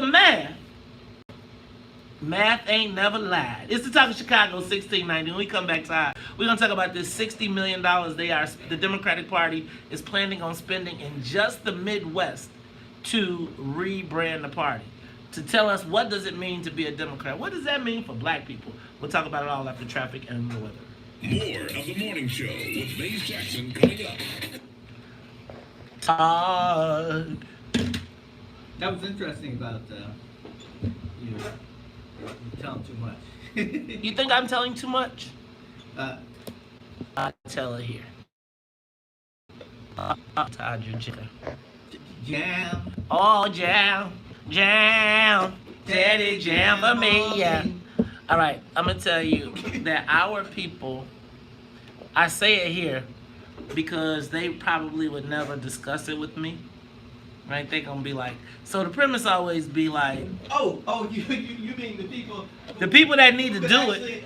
Make this happen won't talk to you. Right. Right. So my premise is, it's like I'm going to tell you, somebody, back when Alderman Burnett was the head of the Black Caucus, he hired me to do stuff and to do strategy and to do stuff. I think this is the classic case of like what happened in Springfield after we started asking what's in it for the black people. They started hiring black people and started putting black people on stuff, but their whole thing was whatever happens, that nigga can't eat, right? And so again, it's like we're in a situation where like what I say makes sense, but they wouldn't dare give me the credit or come execute this, because then they would be it would be like saying this dude is right. It's like how nobody wants to say what's in it for the black people, and how they say, what are African Americans getting? How now, if you pay attention, ain't nobody, we used to be people of color, and no black people was really asking about black stuff because it wasn't politically correct. Maybe about 2 years ago, you started seeing people, because people started recognizing again, we did not operate with politics in our own self-interest. We operated in the interest of the party. And now black people are starting to say, hold up, wait a minute. Okay, Todd, you got the camera. I'm sorry, I'm through with my bitching session. Hey, no. Knowledge is important. You can't do anything unless you got some kind of knowledge, and you got some knowledge and depth of what's going on, what the past is important. You don't want to repeat it. But yeah, elected officials can sometimes be a little arrogant and not want to listen to anybody outside their circle. But, you know, I'm with Maze. Sometimes, well, one thing, you only get one real shot. I say you only get one shot at the title, and if you miss it, they send you right back down. Rocky Moore? What? Rocky Moore, is that her name? She responded. So I'm just waiting for her to tell us when. Oh, really? So I think, yeah. I know, right? Oh, that's going to be good. So she says, I'm putting you in touch with my scheduler. Then we go from there. So Okay. Pull that door.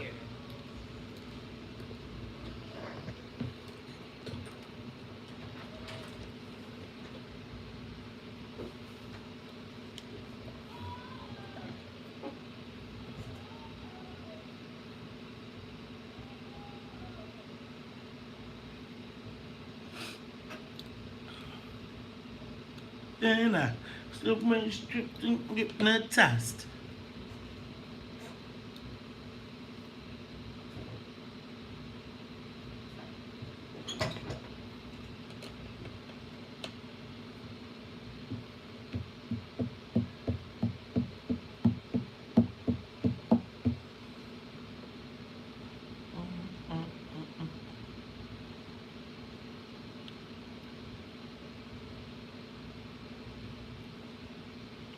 Jonathan Boston.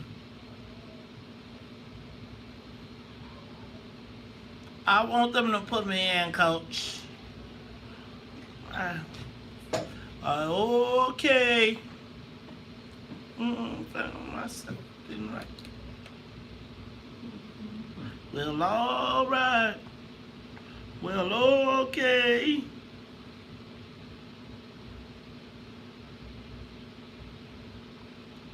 You are tuned into Talk Chicago 1690 AM. I'm your host, Maze Jackson. Got my man Todd Stroger. Hey, y'all, that is Well Alright by Babyface from Poetic Justice. That's when you knew you was official. Because the Poetic Justice soundtrack was a LaFace soundtrack, wasn't it? And I believe, like, you know, Janet Jackson, they had some of everybody. That was during the era when the soundtrack really took off.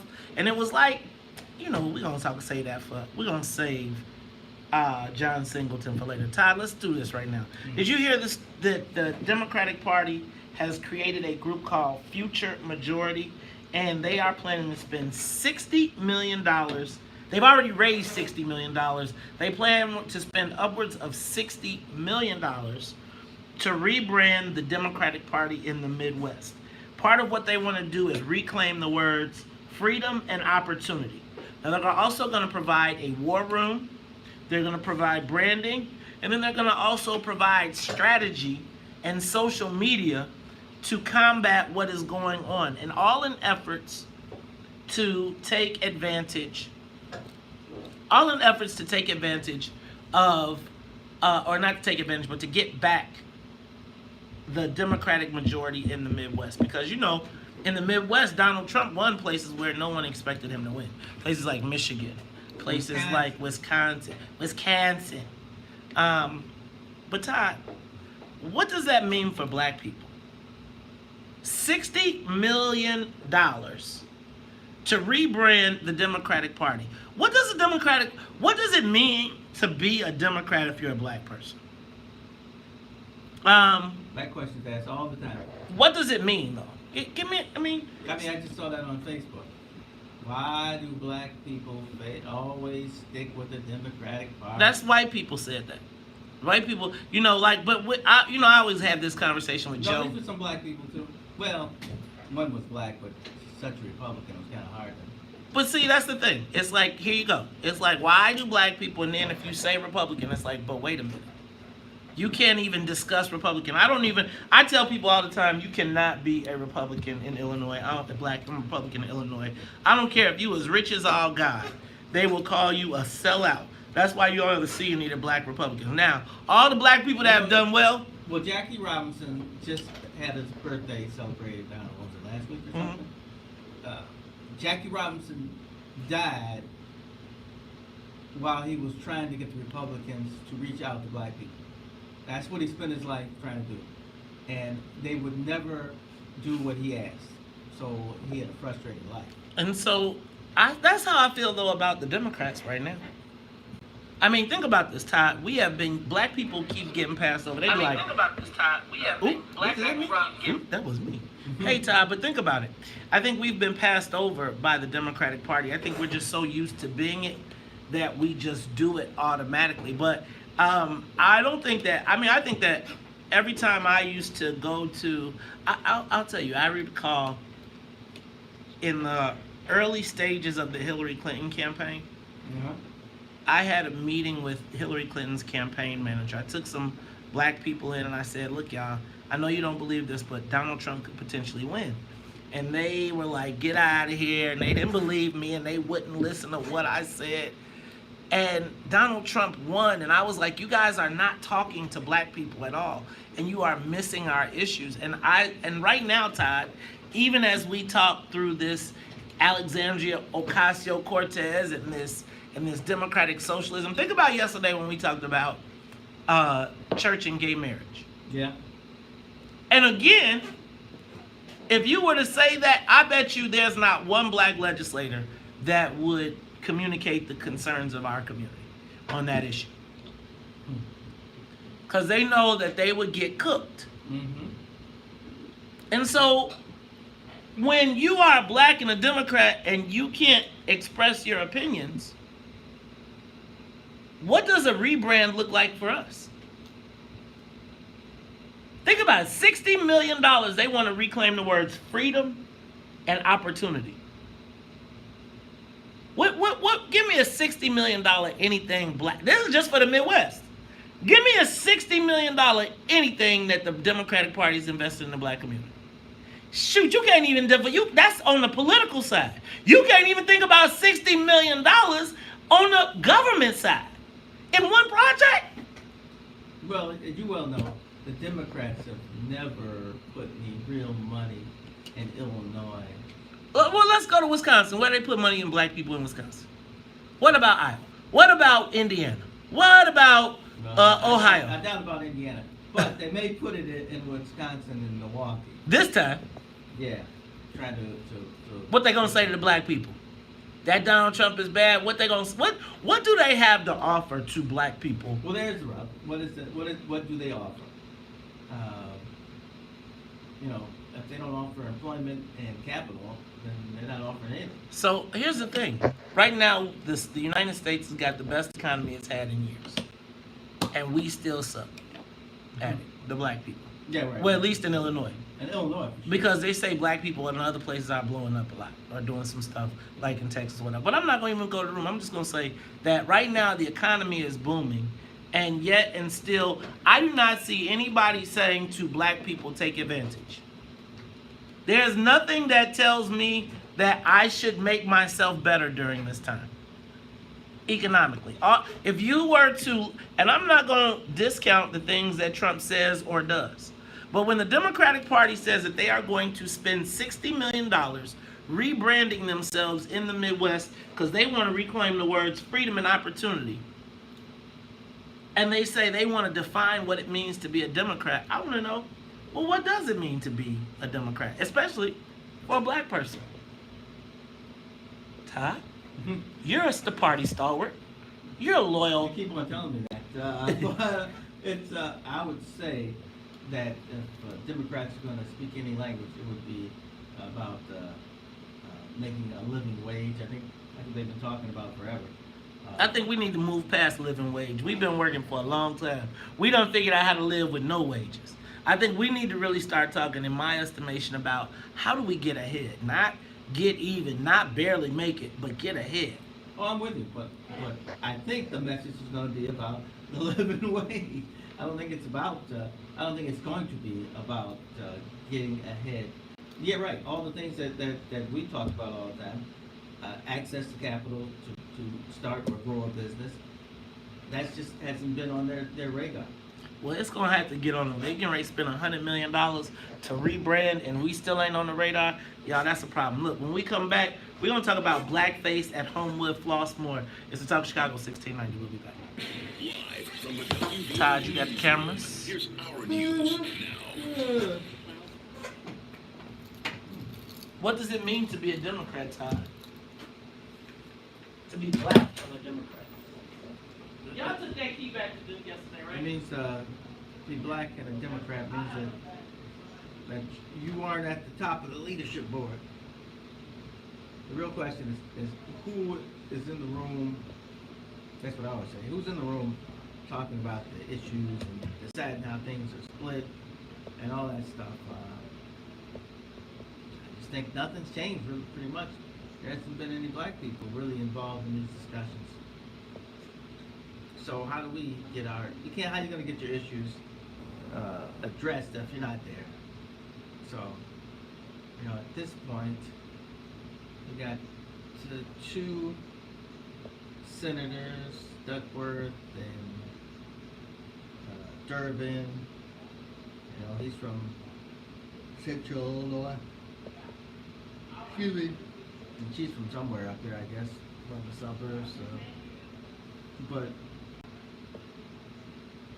who are they to us? How do they relate to us? Our congressman, who's at the table? I would say Danny Davis and Bobby Rush, and, Robert Kelly. Robert Kelly may be moving up. It's a good time for women, and she doesn't have as much seniority to those two, which is probably a good thing for her in a way, because people can't say you've been here a long time when you haven't brought back enough money. But I think she has the ability to get in the room to discuss things. Her backing is strong. But man, until we're really part of that mix, you know, the party chairman is Madigan.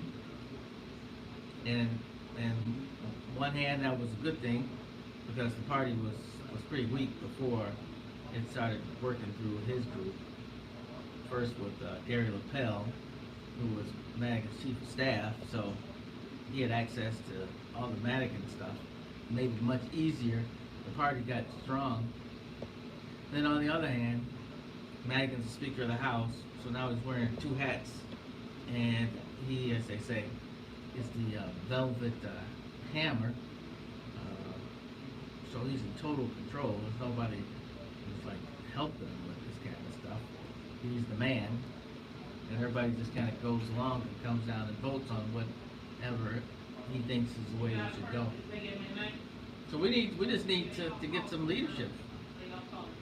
You know, some leadership that can make some moves, which is why it's really important, I think, for the aldermen to do what Mays says. Band together and make sure that they really cut out a spot in this administration when the administration has to really work with them. I mean, the problem with government right now is there's nobody that has to depend on the black folks. They just kind of fall in. You need something where there's real leadership and people see the leadership.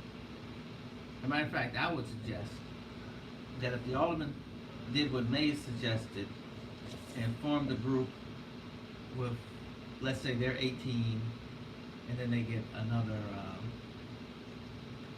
I need 26. So they get another 8 people to stick with them, and then they make some decisions, and then somebody in that group becomes the leader, where now there's a black voice that gets in the room. Tony McCracken hasn't been that black voice for the black elected officials. So there's got to be somebody in that room who's speaking for the issues that black people are interested in, not necessarily the bigger group of progressives. And who that's going to be, I don't know. But is it important who it is? In some ways. But having somebody in there is even more important.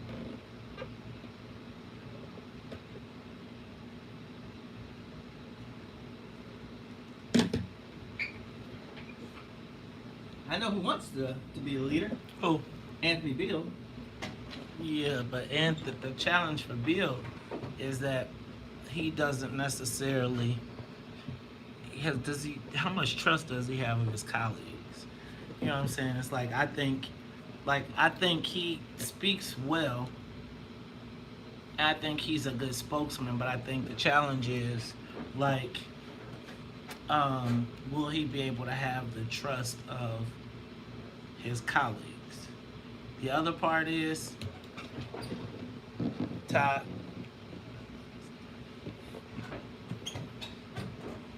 So I think you got to be realistic in your planning, because I think that it could hurt your credibility, right? Right.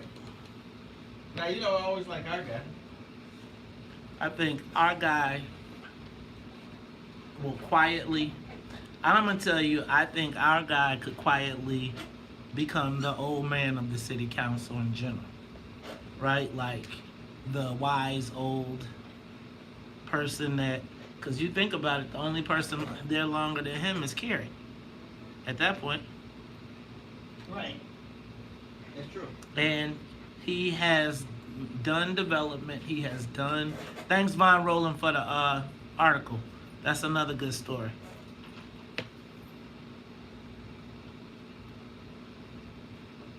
What up to my man DL Banks? Shout out to Chicago Scene man, check out their Facebook page. Check them out. Great publication. I can't wait to get my story in there. It's coming soon, I believe. What's up, y'all? Take a moment. Share the broadcast. Share the broadcast. Well, you got to find a collective reason for them to stick together, because they're still never going to. Self-preservation is the first rule, and so you got to know that part of it first. I will add that to the you dig. Hey man, Mr. Rowland, what's up? Y'all need to, what we gotta do to get y'all to advertise? Fundraise, I mean, man, brother, we got all this good stuff. Y'all doing all that good stuff. Don't forget the little people. Come on, Todd! Oh, run, fell down. That's his hard time. Was nimble, and he was quick, but Jam Master just some J's. Lip both people walks her sheep, and Rip Van Winkle fell the hell asleep, and now she's kicking in Wonderland. We said, turn straight, that sound, the turntable might wobble, but the no.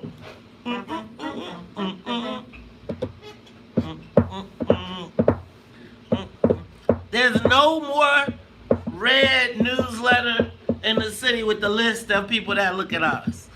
You know that we shape public opinion right here on this morning show. Did that thing and Jam Master get loose. DMC is the king. Commentator, child educator, Mr. Commentator, the best, best believe he's the baddest. I'm the right spot, but when the girls move their butt, his name is Jay, he will play, he must be nuts. Don't take some flicks that I like to say, but damn that back, and his name is Jay.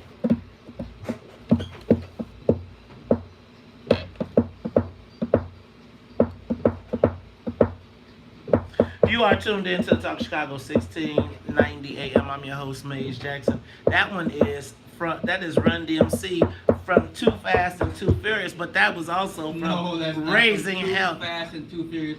That's from my college days, boy. Raising Hell.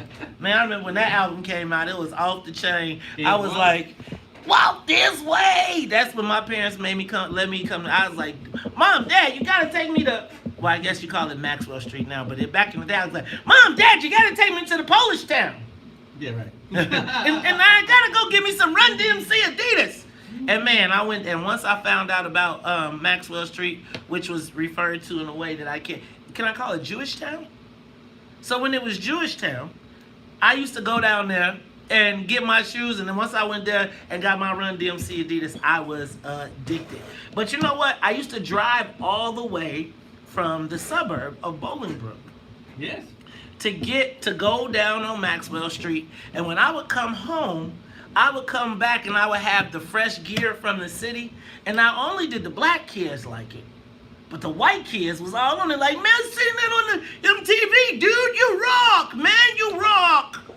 Hey man, let me see your Adidas, man. And then the next thing would happen would be then they'd be like, yo man, I checked out the DMC album, and man, I'm feeling this Walk This Way Aerosmith thing, and then after Aerosmith, then the white guys started moving in, and then the next thing I knew, white guys was out in the back freestyling, talking about this and talking about that, and Todd.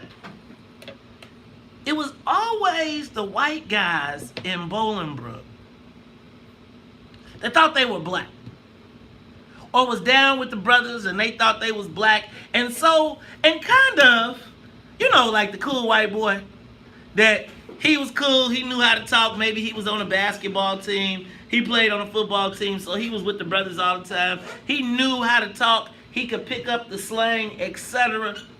And he might date a sister every once in a while, and that, the girls will be like, oh, that's a cool white boy. He cute for a white boy. And then eventually what would happen is he would go too far. He would try and use a little ebonics.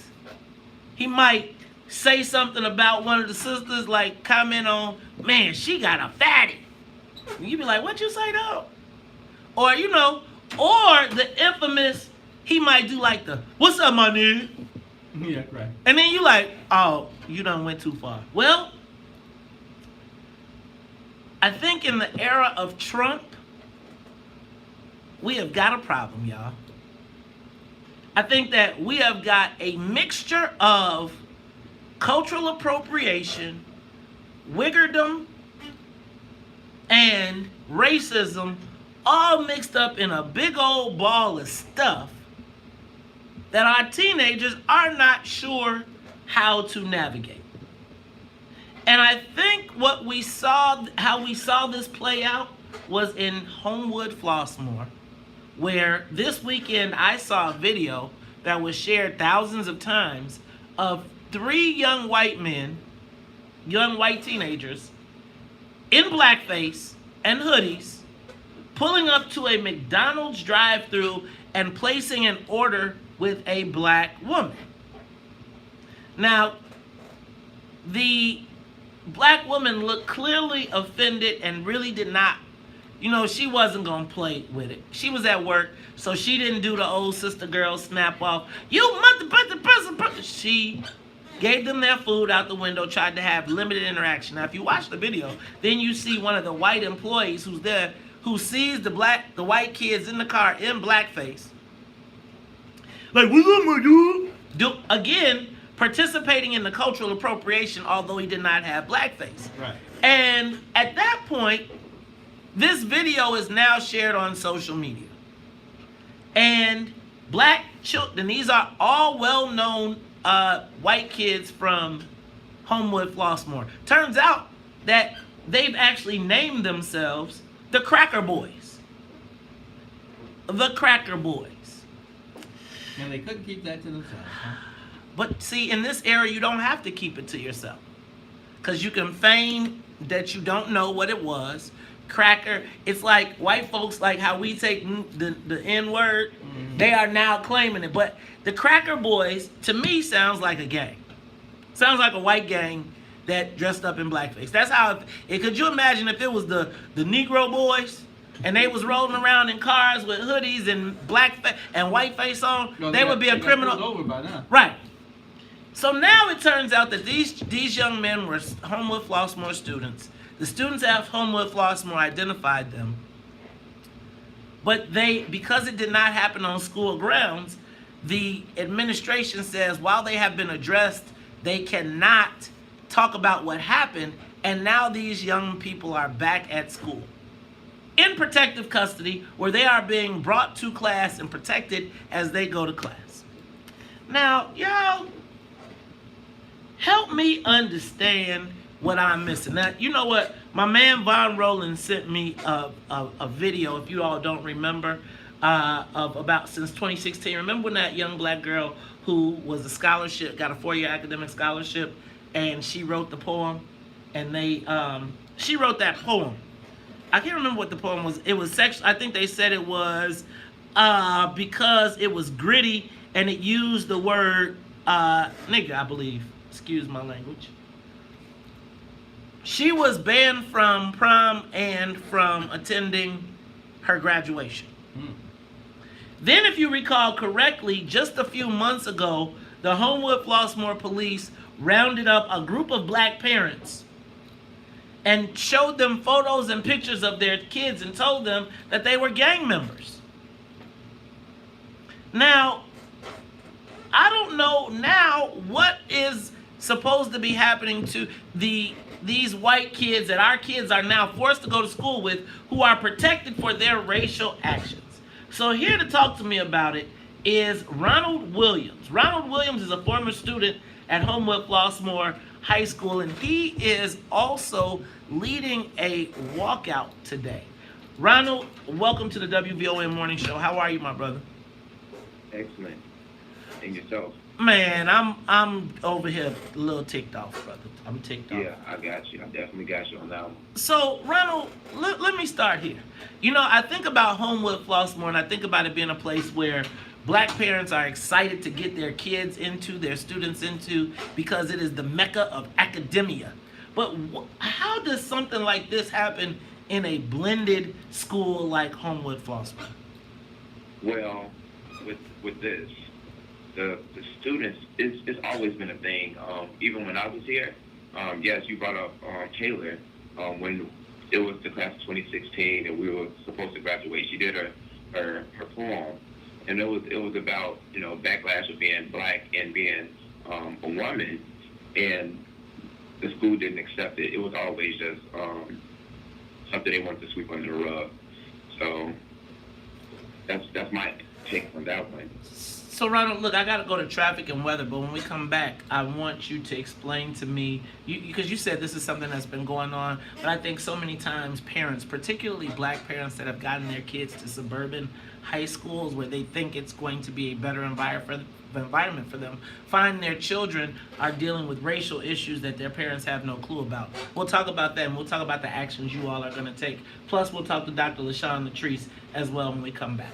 More of the morning show. So what should happen to those kids, Todd? Oh, you mean the white kids? Yes. Yeah, that's a good question. Can I tell you, this is a case of when I was talking about white people are just a little bit more snippy. Let me tell you what. I know y'all gonna laugh at me for Bolingbrook, but if that happened in Bolingbrook, right, them white boys would get whooped. It just wouldn't have happened in school.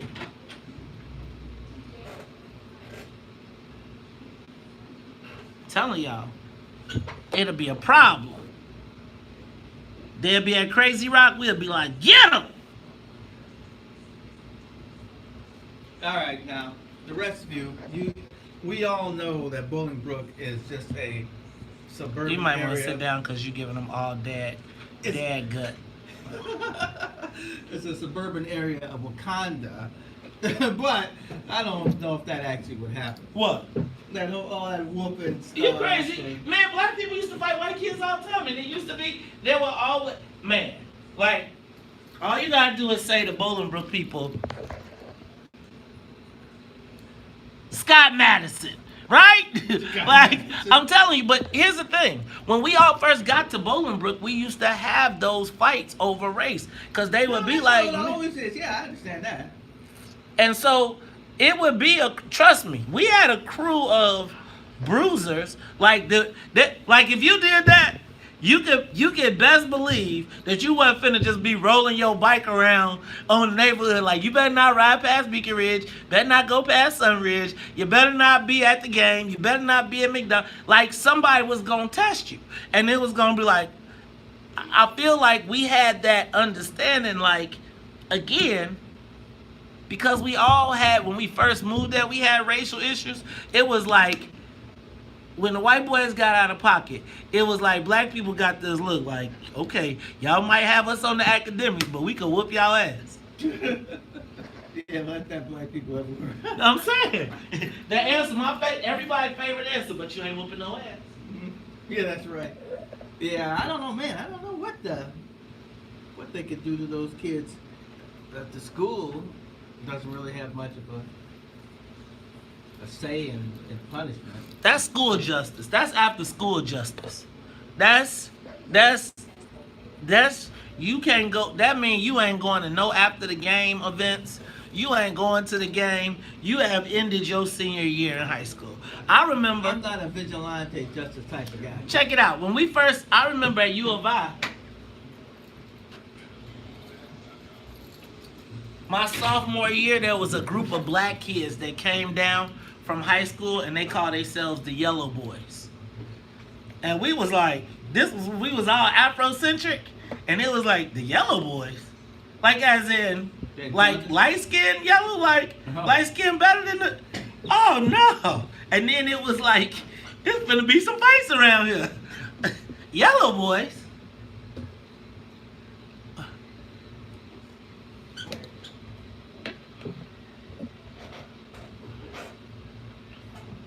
Now, Vern.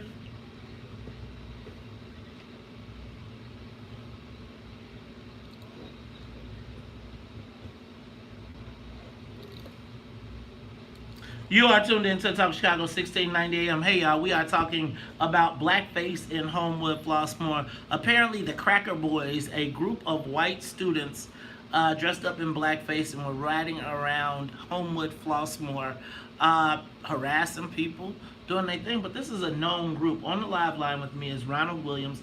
He's a former student at Homewood Flossmoor, and he is leading some student action today.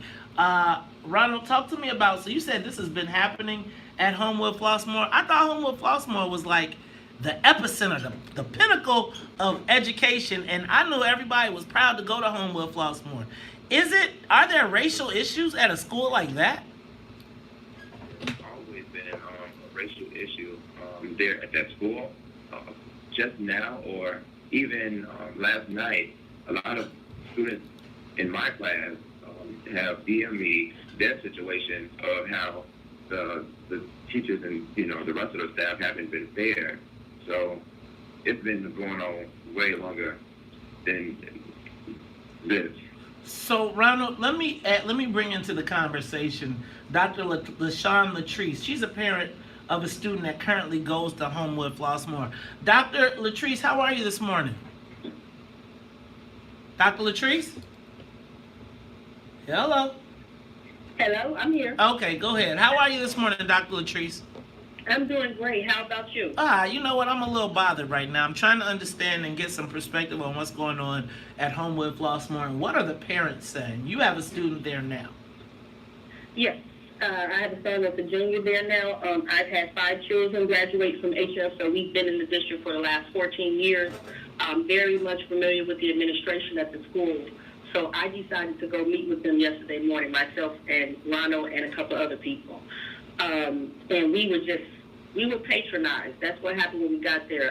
The school does have a history of not being fair and just when it comes to how they distribute punishment or how they address certain issues. And I thought it would be fair to talk to the superintendent and the principal collectively. So that's what we did. And you said they patronized you. Talk to me, what did they say? How did they respond? Are these young people going to be punished for what they've done? Is there going to be sensitivity training? What's actually going to happen? From the meeting, we gathered they really had not discussed what the next action was going to be. They said they could not tell us what was going to happen to the students because of their ages and the legal ramifications of that. And they also said they wanted us to give them suggestions on how to move forward. But the message that came across the PA system while we were waiting to meet with them was a message that was insulting to us as black people, just like putting on blackface is a blatant disrespect to black people. Yeah. The message that came across the PA system was calling for the students to be calm, to think about what happened, not to seek justice. It was just despicable what was said by the principal across the PA system. And guess what? We weren't even supposed to be in the school when that message came across. So we were glad we were able to hear it. Well, so now let me ask a question. What are the parents doing to protect our young people? Because it seems to me like they have just released these racist students back into our children's universe with no repercussions. Absolutely, and that's what it's appearing to be. So what we did, we gathered a group of people together from the community as well as parents and alumni. We're going to stage a boycott of the administration and how they're handling this, and we have a list of demands. What we're asking is that they not only expel these young men, because there has to be the same zero tolerance that they come up with when us as black people are being accused of certain things and they kick our students out at the drop of a hat. I mean, there have been countless times we've had to go up and go toe-to-toe with the administration about some of the calls that they make when it comes to our people. And so I brought this up to the superintendent that you all have 2 sets of disciplinary measures, and you have to get away from trying to say, oh, this kid is only 15 years old, so we can't talk to you about it. They had a secret meeting on Sunday with the parents of the students as well as the students all day Sunday. They never notified us that they were having the meeting, but they sent the letter out to patronize us, basically saying, don't worry about it, be patient, we're handling it. Now, that was the sentiment of the meeting. Now, let me ask you a question, Dr. Latrice. Is the administration white or black that we're dealing with here? we're dealing with two black officials, one the superintendent, black man, black woman is the principal. And are they, it seems like they would be particularly sensitive to issues like this, considering that they are black. Why does it seem like they are, why does it appear to me that there does not seem to be as much of a sense of urgency that the safety of our children with these cracker boys? I mean, when someone names themselves the cracker boys and they are able to, that sounds like they're an identified gang. Wasn't there supposed to be an issue about black kids being identified as gang members? Absolutely. And so why is there a difference? In the meeting, who was upset about the very same thing. Her son was accused of being in the gang. She left early out of the meeting because she felt like her point wasn't being heard. But you're right, they were ostracizing black young men and calling them gang members. And they sent parents letters home that said if you didn't come to school the next day, your child would be expelled. And then they were given packets of information as if they were being investigated by the FBI. You know what? So you know, we're gonna have to do a whole segment on what happens to black kids that go to suburban schools. Let me do this. That was Dr. LaShawn Latrice. She's a parent of the student at Homewood Flossmoor. Now, Ronald, Ronald Williams, I'm coming back to you. You all are taking an action today. What is that action, and what can we do to support you? All right, so we're leading a walk today at 12, and it's just getting our demands. We're rallying people so then everyone can have their demands. We demand a public apology. We demand implementing anti-racism policy with the school policy. Since it's not the first time, we demand readdressing racial bias and re-reviewing instances where black students were expelled for being black. We demand for the students who took part in that act to be expelled. I gotta stop you right there, Ronald. Look, we're gonna be supporting you, and I'm gonna be looking. Black elected officials in the Southland, where are you when it's our children on the front line? So Talk of Chicago, we'll be back after traffic, news, and the weather. The Talk of Chicago and the voice of the nation. It should be, where's the black elected officials? Where's their alderman? Where's the state rep? They're not gonna speak up because they know them white folks will be like, now, is there anybody calling them animals? You don't know if they said anything yet or not. Okay. So are there any animals? Were they calling any of these kids animals? Or do you see any white parents jumping up saying, oh my God, we've got to stop these animals from rolling around our suburbs? You don't see the white parents stepping up, throwing their kids under the bus, even though they did some heinous shit. Guess what they doing? Protecting their kids. Just for the record. Okay, go ahead, Todd. Oh, no, I'm just saying, you don't know what kind of statements are made You're right. out in the suburbs. But, yeah, I mean, they want a public apology. I guess they want the cracker boys to make a public apology. I think that's what they're saying. But I don't know if the school can force that. Maybe they can. But, or maybe they just want an apology in front of the school. But I think there'd be a lot of backlash if they made students, any students, I don't care who they were, stand up in front of another group of students. I can see why the parents would be like, no, I don't want my child standing in front of another group.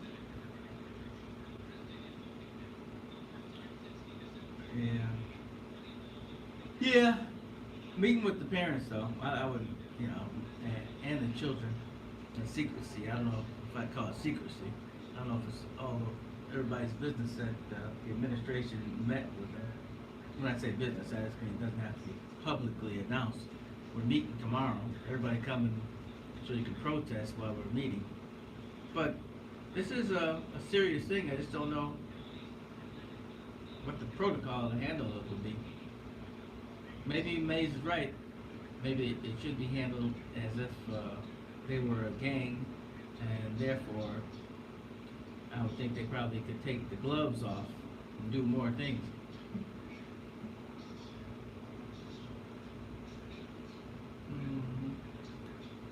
Could have been a very ugly incident, like Mays was saying about Bolingbrook. Somebody would try to test him.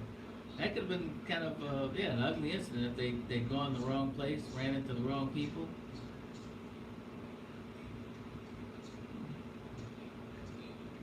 Good luck to the students today. What with their demands, and hopefully whatever encounter they have with the administration is a positive one, and it won't just be negative back and forth, but they can make something worthwhile come out of this crazy incident. But I think we all know that the majority get a slap on the wrist a lot. I think the public policy would be a good thing, though. I'm not sure if this is something that can happen at school without stepping on somebody's rights.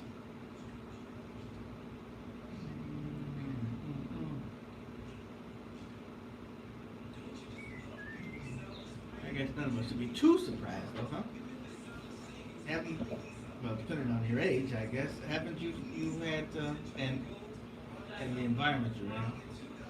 But yeah, there's always going to be some white guy who thinks it is somehow funny to make a dialect or do something. Shoot, when I was in Wisconsin, every once in a while somebody get drunk and say something that was crazy.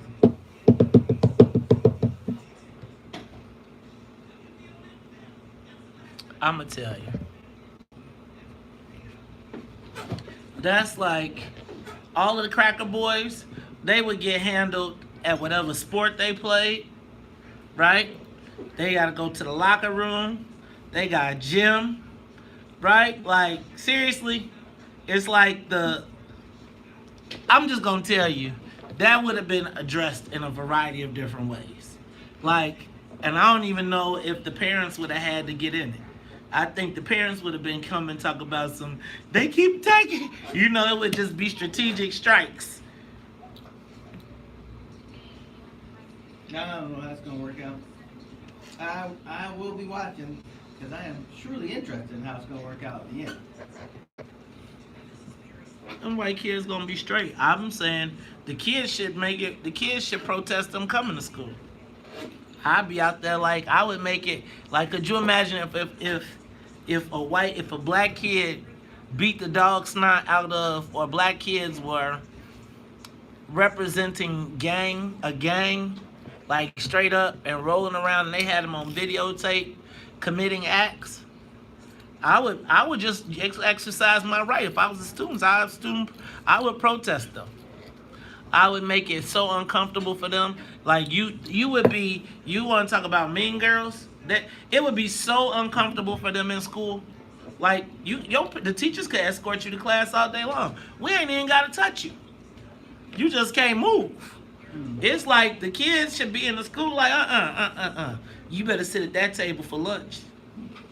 Man, and you going to be the last person in the lunch line, right? Which means you better pack a lunch every day because you ain't going to be able to get through eating. Because we going to make you wait to the last person. You better have somebody, you ain't going to ever be able to find a seat in the lunchroom. Right? You going to, man, please.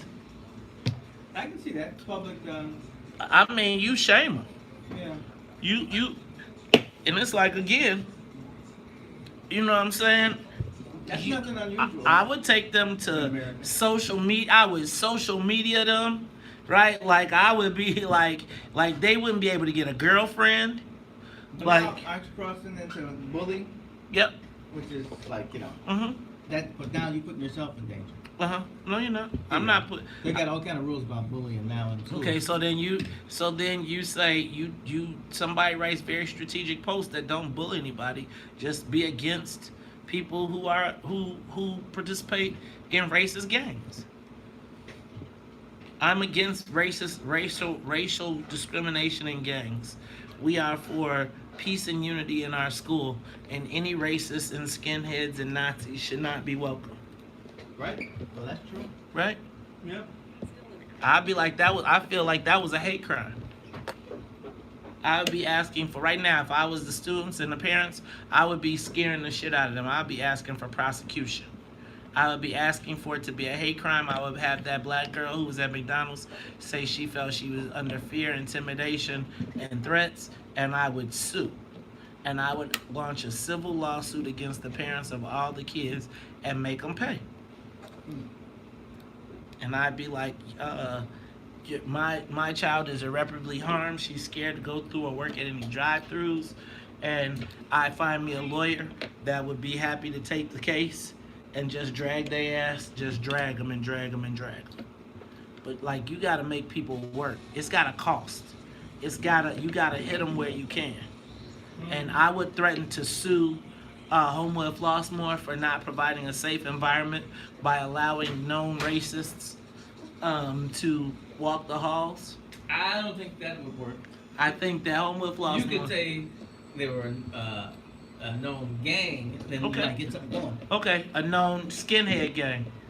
Skinheads. Boom, boom, boom. Wake up, wake up, wake up. Featuring Maze Jackson. Do you understand the words that are coming out of my mouth? The WVON Morning Show.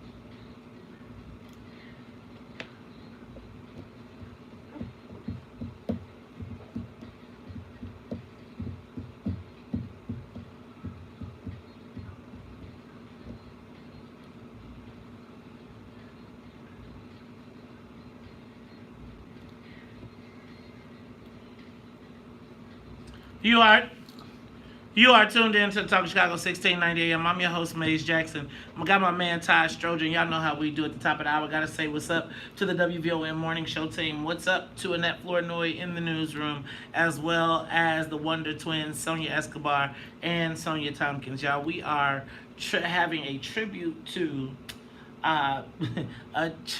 John Singleton. Every song that you are hearing in the breaks today is a tribute to one of his soundtracks. That was Too Young by High Five from Boys in the Hood soundtrack. Todd, speaking of Boys in the Hood, parents in the hood. You know, I was thinking about how we responded last week or 2 weeks ago with the young people coming downtown. And, you know, there was a plethora of responses, but a lot of the responses, particularly from the people who denigrated the children, really talked about the parents and the lack of parenting in our community. And I think that it really the conversation of parenting was really, in my estimation, a veiled conversation about class in our community. But don't you have some questions about parenting that's going on in our community? I do, and I think that it is one of those uncomfortable conversations that we need to have in our community that is being put on Front Street, and it's like we don't talk about it. We talk about it amongst black folks, but when it plays out in front of white folks, then we are split on how we respond to it. Does that make sense? So I think that most black folks know that, you know, when it's somebody got some badass kids. You do. And we all know that there are some bad tail kids running around Chicago right now, and they start out as bad young people, babies, kids, and then they become bad teenagers who act out. Now, maybe not criminal, but not really skilled in how to present themselves in public. I remember watching this play out at King High School when the principal at King High School tried to demand that the children have a dress code. Right. And there was a swift and wicked response from people saying, I do tell my kids what to wear. They can wear what they want to wear, how they want to wear. And parents were making, were fighting on behalf of their children. But I'm gonna be honest with you, Todd. That's what they think. Right. But I'm gonna be honest with you, Todd. I think that if a child goes to school and there are rules imposed, I'm okay with those rules.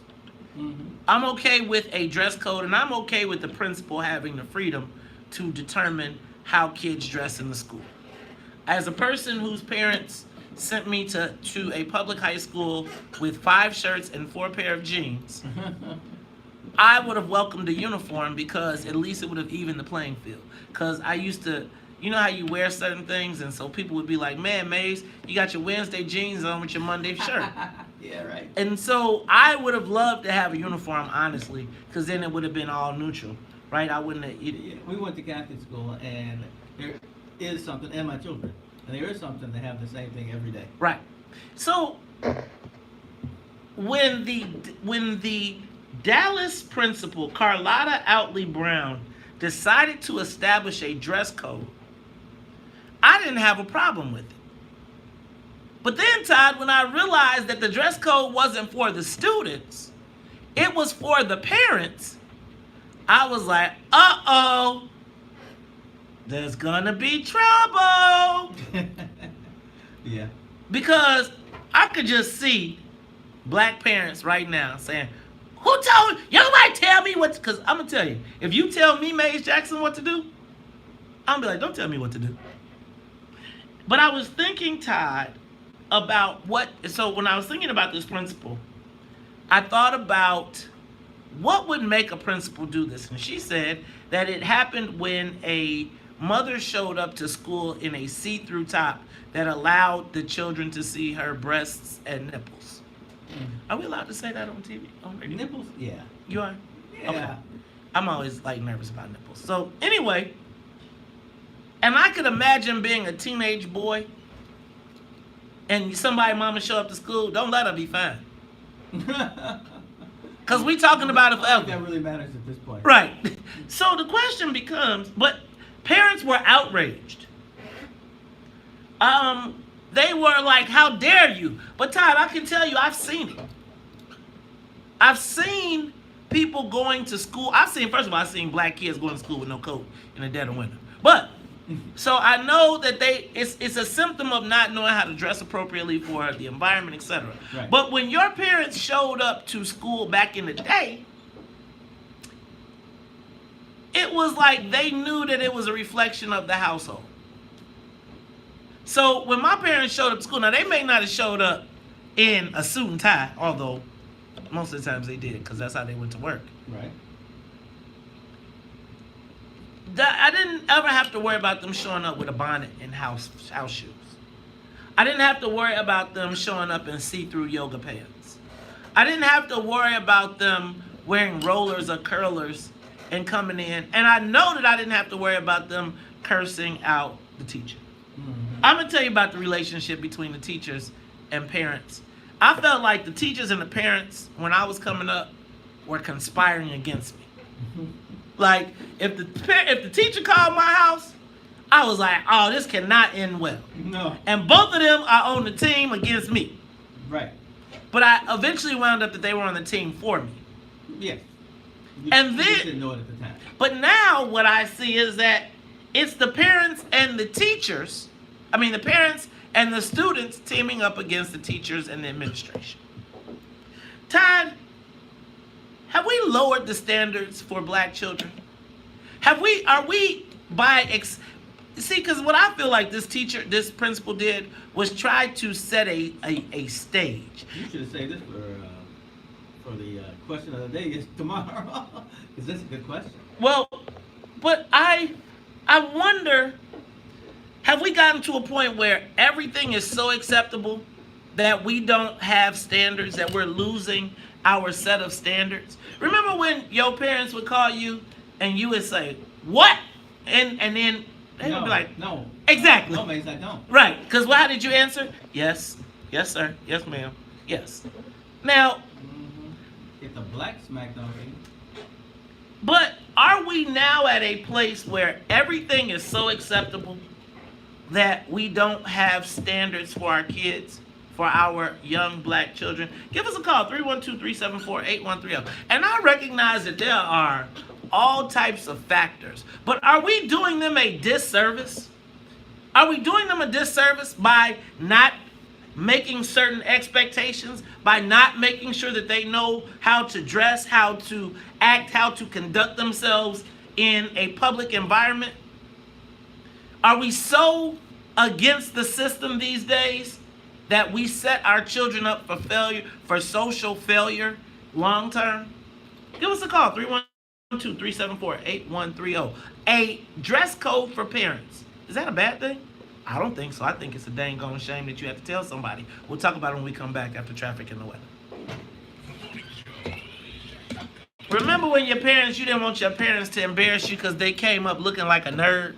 Now you don't want your parents to embarrass you because they come up looking like they just left the club or they just got out of bed. They just left the club.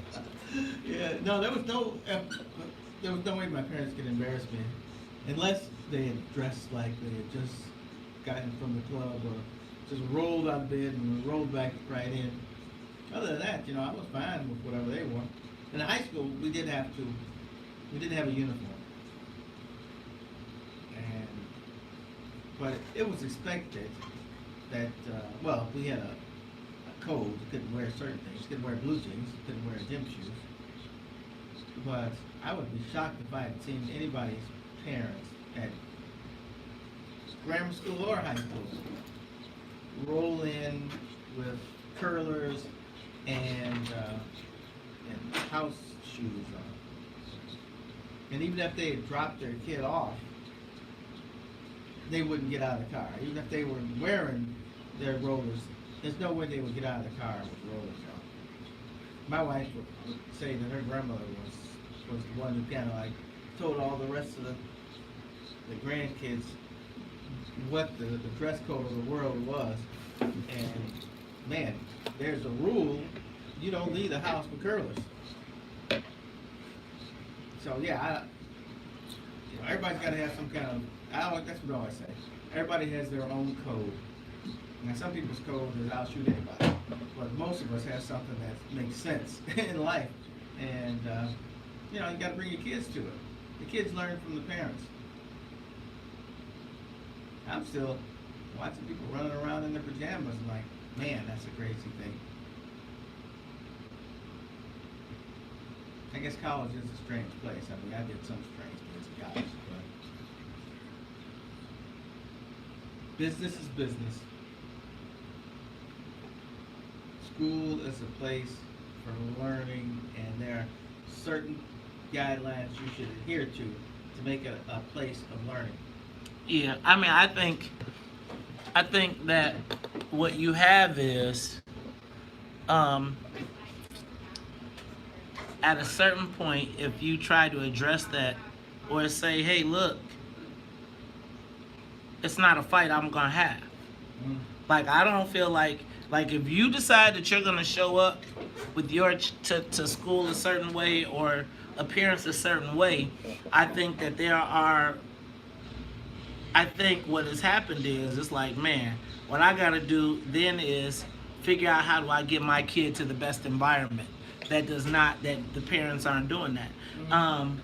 And I think what happens is it creates, again, classism within our community. And I think by trying to ignore that there are standards, it's like, it's not about whether you're concerned with it. It's like, are we giving our kids the tools to be successful long term?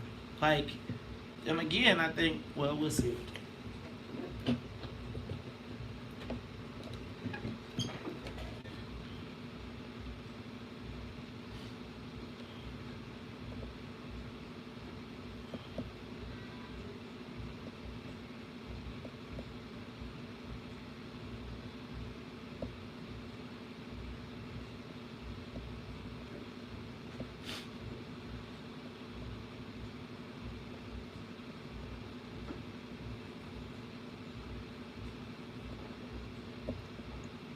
You are tuned in to the Talk Chicago 1690 AM. I'm your host, Maze Jackson.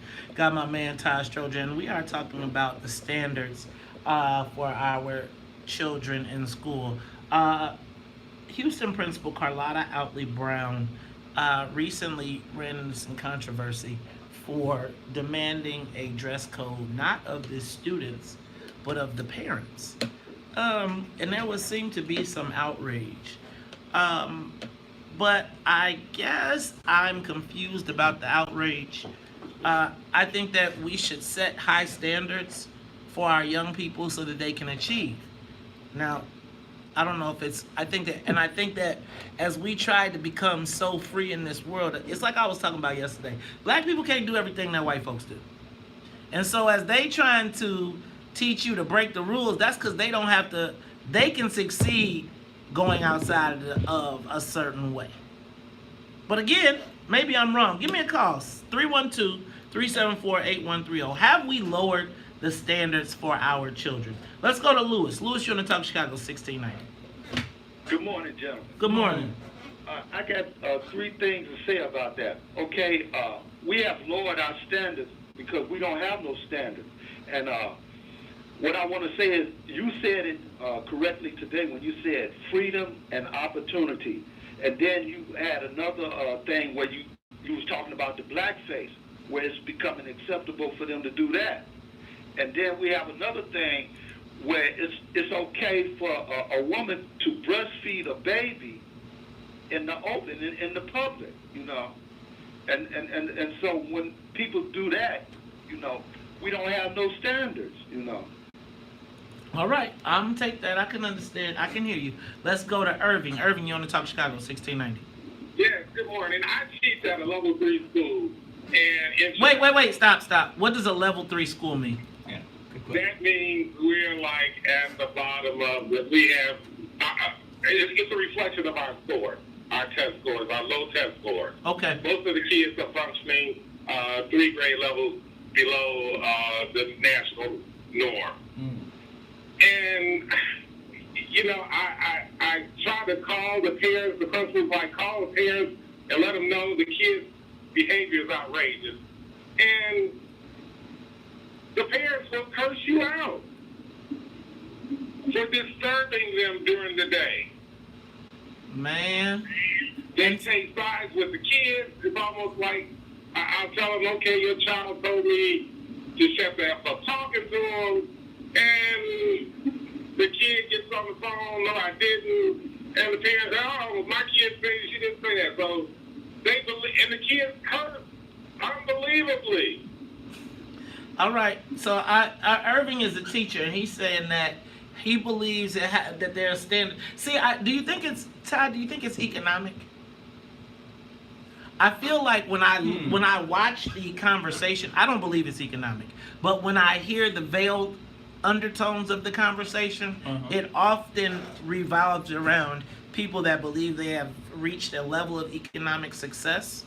And so they talk about those kids, home training. They use all of these words, but I feel like, so they think that they have segregated their kids. So the outcome of that is you get your kid out of Chicago, you get them to a place like Homewood Flossmoor, and then they got to worry about blackface and all of that other stuff and being marginalized. But what about the kids that parents don't have the means to move, or to get to a better school, or have to go to a level 3 school? Have we lowered the standards for our children? I feel like if you don't train them young, then you get the outcomes that you get. Let's go to Camilla. Camilla, you're on the Talk of Chicago, 1690. Hey, babes, I just wanted to respond to what you said earlier about the black electives setting up in the South Suburbs, speaking out for the kids, and, you know, basically, are we selling our black students? So I can tell you that it has not been some public outcry from any black officials. I don't know what they're waiting on. I can tell you that a lot of students of HF is very disappointed. They took to their social medias to say why people are not setting up, helping us, speaking, but they will speak up for the white students, and they will always be open to bashing Trump. I had a few of them text me and say, well, what's going on? And I told them, like, listen, my heart is broken because, once again, as a young person, as one of the electives in the Birds who was up there speaking to the superintendent, I felt like at some point y'all need to have our back. At some point, you guys got to let go. I can lose my seat. That was very unacceptable, especially for Dr. Mansfield to say that they have a freedom of speech. They was acting in a freedom of speech. And for somebody else to tell me, why am I sacrificing 3 white boys to prove a point? I'm going to tell y'all. An elected capacity in that district.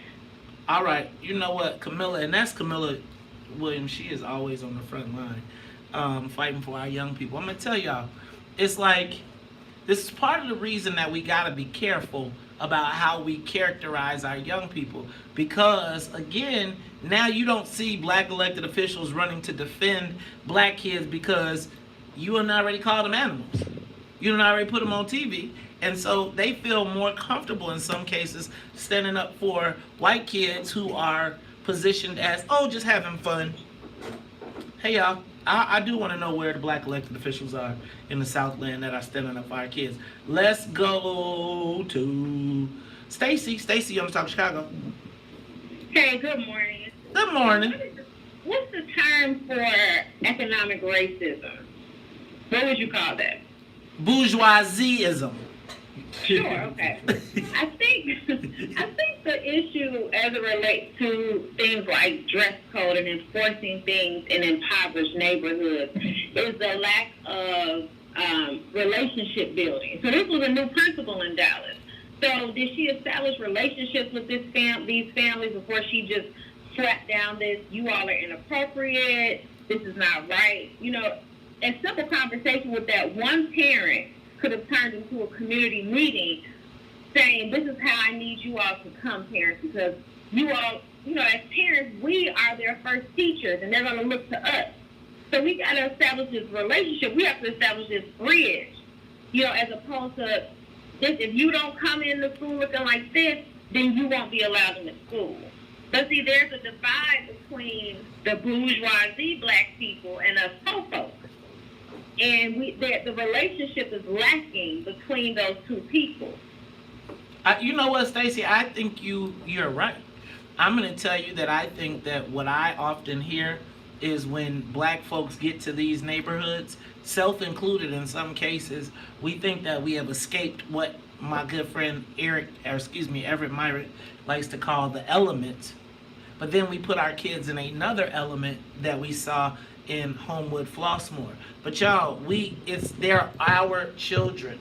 Let's go to Mama D. Mama D, you on Talk Chicago.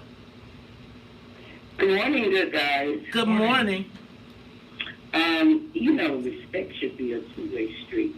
If a student calls a woman a female dog, that child, that student is expelled. But adults think nothing of calling them ghosts. A kid is an animal beast with 4 legs, and a child is a human being person with 2 legs. And we have enough respect for a dog to say, come here, boy, come here, girl. But when it comes to our children, the word goat has no gender to it. It's an it.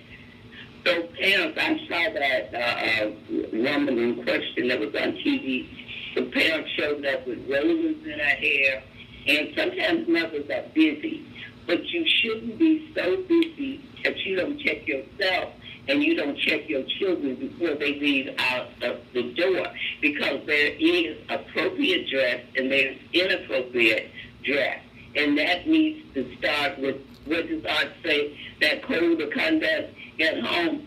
They were killing children with shoes and jackets. Shoes and jackets. I got to stop you right there, Mama D, because I got to go to traffic, news, and the weather, but we'll be back. We'll continue this, plus we'll have a tribute to John Singleton. This is Talk Chicago 1690. Keep the calls. We took a shower lacking. Live from the WVON News. Yeah, Mama D has always said that about kids, but to be honest with you, in the dictionary, it does say a young person too. I just think that, like, that to me, I get you. It's like we get, so you spent the whole 2 minutes on kid, right? And it's like, I say white kids, black kids, whoever kids, right? It's hard sometimes to be children. It's hard, I mean, so we can get on the word choice, and I'm going to give you word choice. But I think oftentimes therein is also the issue, because the issue is not the usage of the word kid. The issue is the usage of, are we lowering the standards for our children? And we now have gone to kid, so that just sometimes to me is like the red herring. All right, you got the camera. Yeah, right. It's all about but standards, right? And I don't know about Mace has a thing about bourgeoisies, but there's bourgeoisies in some cases. Yes, you are. But I believe that bourgeoisie in this case, let me just say, I believe that bourgeoisie in this situation is more like, we believe that we've succeeded in our minds. However, when you do the math, we still ain't nowhere close to success, but we have black level success. Sort of like the niggerage type people. Go ahead. I get that too. It's like we send our kids to the private schools because we don't want them to go, and we don't want them to be with those kids, but then they gotta go deal with a whole nother set. So part of what I feel like, is nothing wrong with being bougie, quote unquote, but the challenge becomes when you think that your economic status averts you from the issues of being black, or that your economic status will stop you from being addressed with the issues of being black. So you think that when you move to Beverly, you have now achieved, only to find that, again, your kid can go out and play, he just better not be playing past 9 o'clock and stay away from the white kids after he's 12. Yeah, well, I can see where that could be a problem, but we got to. I think there's such a class warfare that goes on, and it's hard to get people, and people want to be involved, and that's a problem. I think we make excuses, and instead of, I think Tennille just hit it on the head. Instead of, like when you know better, you do better. It's like we be like, forget knowing better, we just gonna do this, and you come to this, and it's like, okay, you can keep on competing you can keep on competing in your own game and your own rules, but you see how it works in the grand scheme. Like, I feel like in some of the things that we're saying, we are making our children destined to not reaching a level of success in the United States that allows them to be self-sufficient and participate in the economy from not a disadvantaged point of view. So we can protect mediocrity, we can protect BS if we choose to, but as we continue to protect mediocrity, everyone else is pushing excellence. So here's the thing that I find, that we have a fight over, can we dress down? When everybody else is like, okay, if you say the standard is dress up, then they rise to the standard. We say, let's pull the standard down. Now, what you'll tell me is, well, that's the white standard. And I'll say, well, the white standard is right now what we are being measured against. Well, you're always measured against that. Could you tell him I hit every break? I was like, he's texting me, but I'm saying I've opened every hour with the whole movie thing. And so, okay, are you done with this whole Homewood Flossmoor thing? Because Camille Williams talked to somebody else, Dr. Anita Williams. I'm done. You done with that? That's what I thought. I'm like, we did that at 7:30. Yeah. Okay.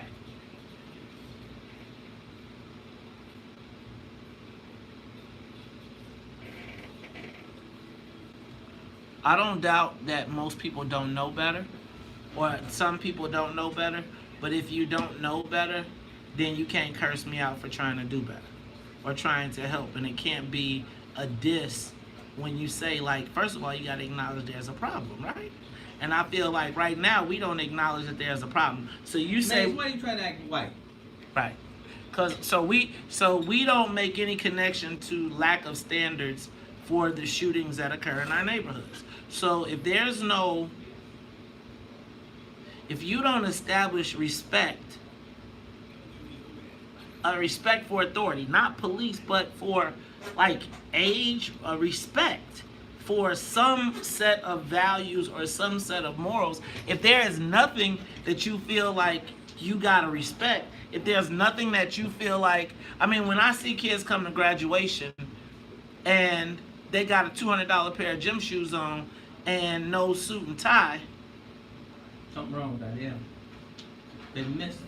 Right, and it's like, no, I'm not saying that they couldn't, but I'm saying that it's like we gotta say, Mom, get the kid, we gotta teach them to go ahead and get a suit at some point, right? Because then what you have is kids, when they're thrust into these positions, they're not ready to be able to take advantage of the opportunities. Mm-hmm. So you can put them all in front of them. You got calls, but I think they're talking about what we talked about the last. That's fine, I'm gonna take the calls that we got. Calls, and then you'll go on to Yeah. Pull that door.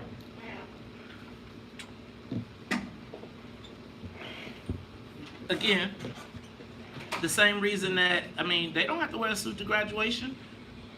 Look at the outcomes. And I'm just saying like this. I'm saying prepare them. When you succeed, prepare them to go to the next step. Why do they have to wear a suit to graduation? They don't have to wear a suit to graduation. They don't. They don't. They don't have to wear a suit to a job interview either. Can I tell you what? I wore a suit to McDonald's job interviews. I did. It's like excellence. You never go wrong in a suit. You can always go wrong in jeans and the gym shoes. Yeah, that's right. Nobody says, oh, you got a suit on, go home. There's a value to it. Now, I'm not...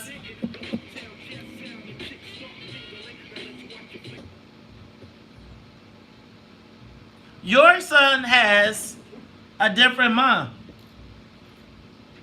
You gonna school him all the way up.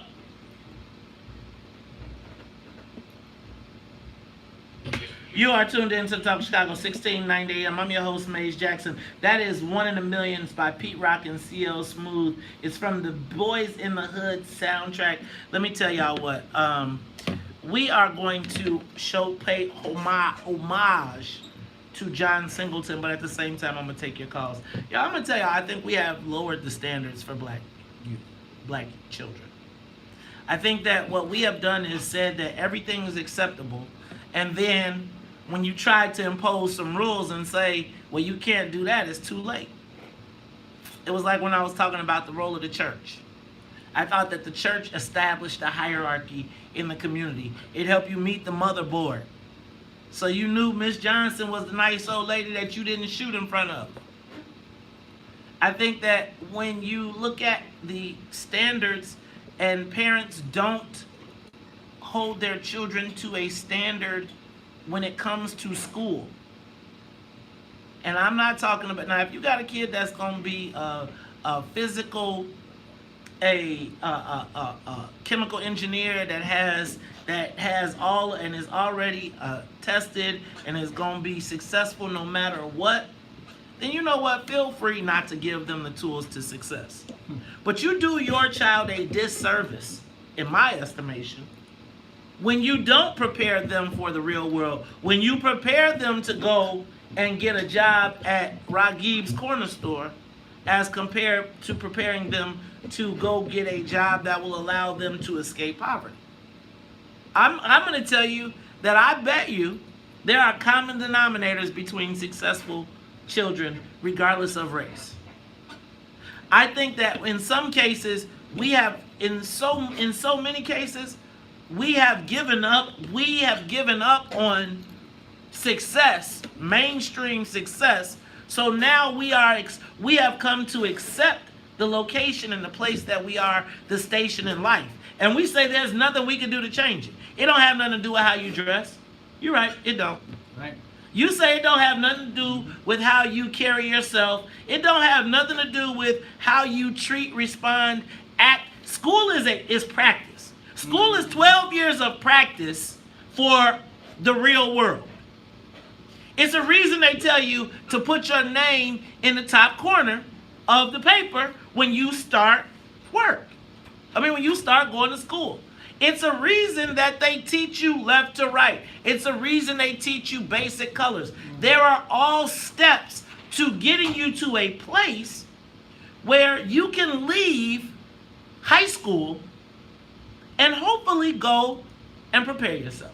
Now, we can fight against it, and we can fight against the standards, but when we are last in all of the 16 economic indicators, the only people I know that fight against standards, higher standards, seems to be black folks. That it seems like we want to protect mediocrity and look at somebody else and say, look at how good they doing over there because, well, I'm going to tell you, the world ain't fair. It's not. And so if we are to succeed as black folks, we have to do better, 10 times better. Does racism exist? Yes, it does. Is it a wall? No, it is a hurdle. Now, it can be a hurdle that we choose not to acknowledge. And so for a lot of people, we say, okay, well, we checked out. And that is the people that, in a lot of cases, people are trying to get their kids away from.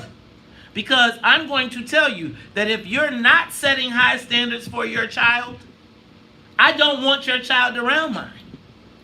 I don't. Because I want my child to exceed. I understand all the bad stuff out here, so I got to prepare him for it, but I also got to say, hey, son, you are not destined to poverty. You are not destined to go to an underperforming school. You got to work harder, do harder, be better than everybody, black and white. And guess what? You're going to have to do more than the white folks that you see that ride around in blackface and do all that. They can do all that and escape it. You can't. And in my estimation, we've done our children a disservice by continuing to tell them, oh, you don't have to worry about that. Don't worry about that. Okay.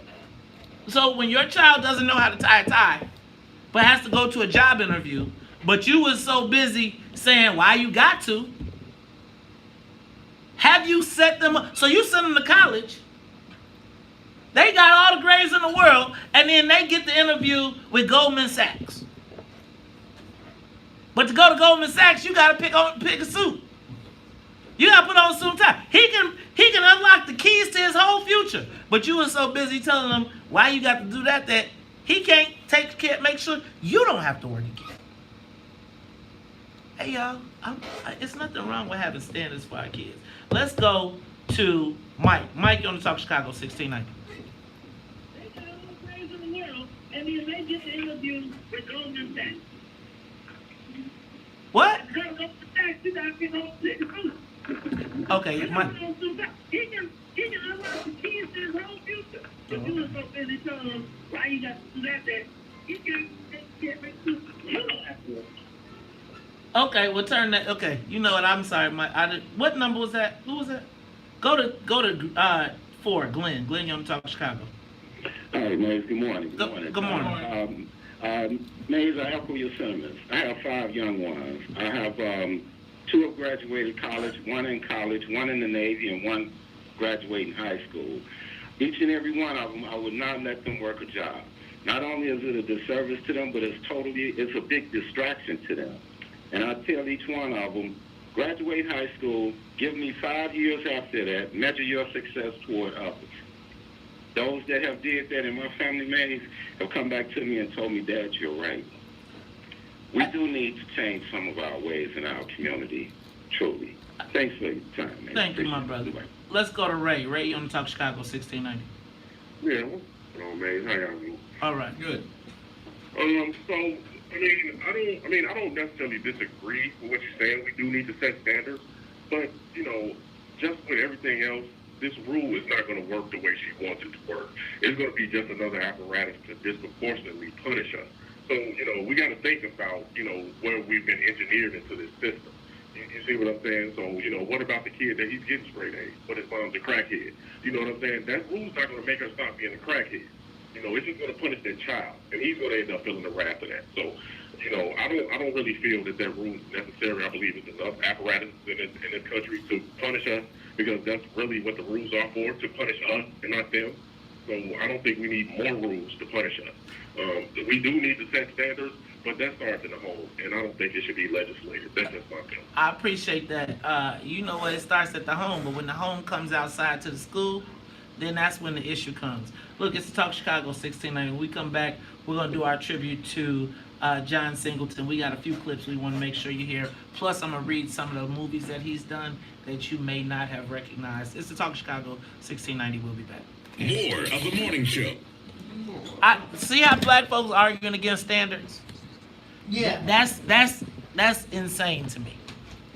That is. You can't teach to stay on the bottom. You got to teach to rise. Right. It's like, and if you don't know, now you know, my nigga. If you don't know, then it's like, I think we tell them, but I don't think that we tell them that this is all good.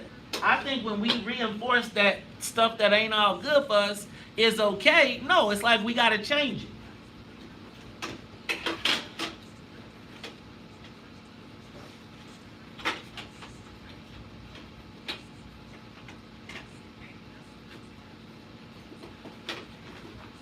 I think that we have an in some cases, anti-visceral, no, not anti-visceral. We have a visceral reaction to the suggestion that people need an education.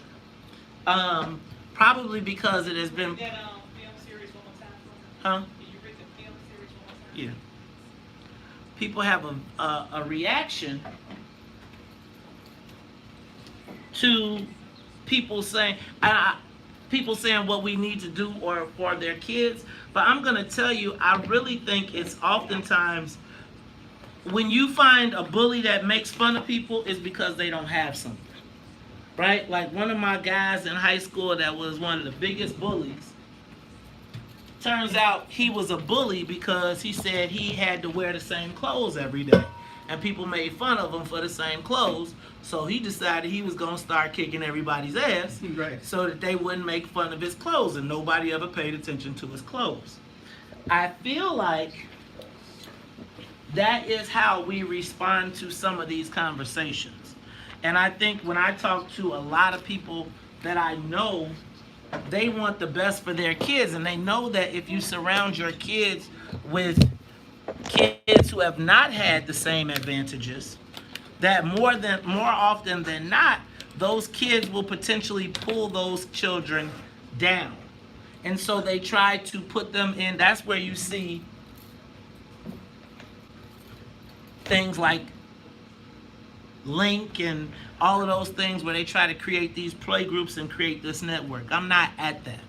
But I do believe that I want my kids to be around people that are going to push them further, that are going to help them climb, or that their parents have the same goals, which is to have independent children that I ain't got to pay for and that are living their dreams.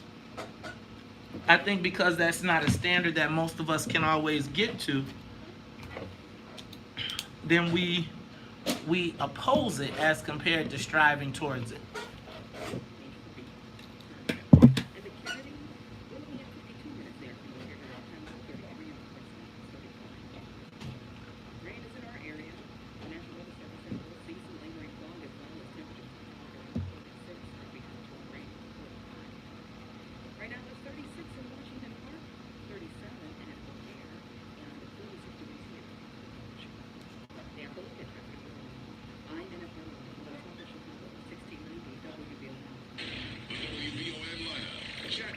That door top.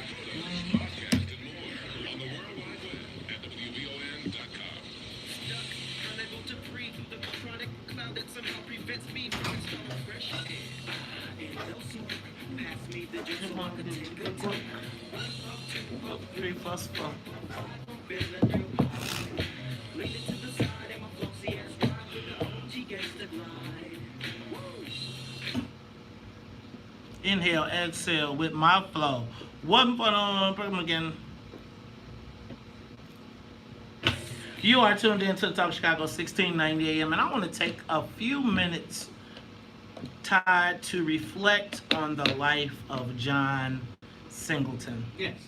You know, I would say that if we were to say there was a black filmmaker of our time, I would have to give that to Spike Lee. Right. Black filmmaker. Spike finally got his first Oscar, but he's been doing his thing since She's Gotta Have It.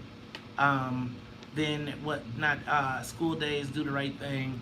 I think about the careers of so many people that that Spike Lee launched. But when I talk about my generation and the coming of age movies of my generation, black coming of age movies. And I'm not talking about, because I had some coming of age movies when I was in high school, the Molly Ringwalds, the John Hughes films, set around white kids in the suburbs, and we were like, oh, right. And Breakfast Club and all of that good stuff, and Ferris Bueller's Day Off. But I will never forget when Boys in the Hood came out. Boys in the Hood came out, and I remember being grossly engaged in the movie and feeling like it was the first time that I saw the kind of like the representation of all the facets of the emerging culture that were happening at the time. So I thought about Doughboy, the gangster, right? Yeah. The gangster, like we talk about it, like everybody had in Chicago, everybody had a friend that was connected, that was plugged. Then you had Ricky, who was the athlete, right? And then you had Trey, who was like the average dude who had the concerned father that was involved in his life, etc. And I remember watching all of those characters play out and saying and making a connection. And I remember when Ricky was running down the hallway. Do you have when he was running down the alley? You know what? Well, you got a clip from Boys in the Hood? All right, so let's talk about the iconic Boys in the Hood. Play the clip from Boys in the Hood something. I want y'all take a look at that sign up there. See what it says? Cash for your home. You know what that is? It's called gentrification. It's what happens when the property value of a certain area is brought down. You listening? Yeah. They bring the property value down. They can buy the land at a lower price. Then they move all the people out, raise the property value, and sell it at a profit. Now what we need to do is we need to keep everything in our neighborhood, everything, black owned with black money. Just like the Jews, the Italians, the Mexicans, and the Koreans do. Ain't nobody from outside bringing down the property value. It's these folks shooting each other and selling that crack. Well, how you think the crack rock gets into the country? We don't own any planes. We don't own no ships. But we are not the people who are flying and floating that in here. I know every time you turn on the TV, that's what you see. Black people selling the rock, pushing the rock, pushing the rock. Yeah, I know. But that wasn't a problem as long as it was here. It wasn't a problem until it was in Iowa, and it showed up on Wall Street where there are hardly any black people. For the same reason that there's a liquor store on almost every corner in the black community. Why? They want us to kill ourselves. You go out to Beverly Hills, you don't see that, but they want us to kill ourselves. Yeah, the best way you can destroy a people, you take away their ability to reproduce themselves. Then when you think about movies like Poetic Justice starring Janet Jackson, Tupac Shakur, and Oscar winner Regina King. Look at you. What's up, Jay? What's the problem, girl? This is the problem. That's all you do. You act like an alcoholic. Why you calling me up? All you do is get drunk all the time. That's why I never go any place with you, because you always acting crazy. Just like my damn mama. I'm sorry. I'm sorry, Jay. Okay. Just gotta freeze up on that, Aisha. I didn't know. I swear I didn't know. Damn, you're my best friend, though. I don't want to hurt you. I'm so sorry. Just gotta stop, Aisha. I know. And then who could forget the iconic Baby Boy with Taraji P. Henson and Tyrese. I'ma do what I wanna do. What? What you gonna do? I said I'm tired of waiting for your ass. I hate you. I'ma have me a man, boo-boo. A man who wants to be with me and my baby and have a family. A real man, Jody. Not some little boy who still wanna live at home with his mama. Go on out in these streets and be a little trick if you want to. I should knock you down, girl. You better not hit nobody, because I call your probation officer and they will put your back in jail. You better walk away. I hate you! You so stupid! You hate me? Yeah, that's right. John Singleton. But you know what? Those iconic movies, let me just run through a few more. Boys in the Hood, Poetic Justice, Higher Learning, Rosewood, Shaft, Baby Boy, Too Fast, Too Furious, Four Brothers, Hustle and Flow, Black Snake Moan, Illegal Tender, Abduction, and his most recent Snowfall about the crack epidemic in the origins of the crack epidemic in South Central Los Angeles. WVON family, please take a moment to acknowledge the life and times of the iconic John Singleton who passed away. And let me make sure that you don't forget the WVON Heritage Film Series, which will be this Thursday, May 2nd, at the Black Box Theater at Kennedy King College, located at 740 West 63rd Street. Now, it's the third film in our critically acclaimed Heritage Film Series, and it is The Hate U Give, directed by Chicago's own George Tillman Jr. and starring our own Common. It's about how a young woman faces her truth after witnessing her best friend's death at the hands of the police. Now, this event's going to be hosted by WVON's own Perry Small, so come for the movie and stay for the post-show discussion following the screening. Now, tickets are only $8, but if you've got your WVON Movie Pass, it's free. Now, visit WVON.com or WVON's Facebook page for advanced tickets. That's right, it's the Heritage Film Series powered by ComEd and the AIDS Health Foundation. Look, y'all, we had a great show today, and that means that they're giving me the sign that says I gotta wrap it up. So for Annette Flournoy in the newsroom, for the Wonder Twins, Sonia Escobar and Sonia Tompkins, for my co-host Todd Stroger, I am the host of the WVON Morning Show, Maze Jackson. If you don't like it, you can still tell them. Maze said, we'll be back tomorrow. The talk of Chicago and the voice. God willing.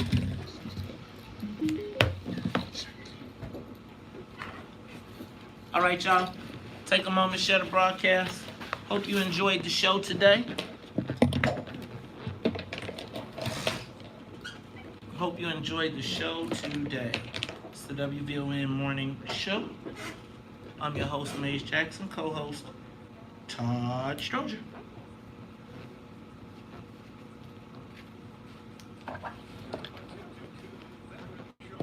They don't want no power. You think they gonna get the power, Todd? You come on the bike, okay? Uh-huh. You mean the old? I'm not sure about Some that. possible promos to the emails.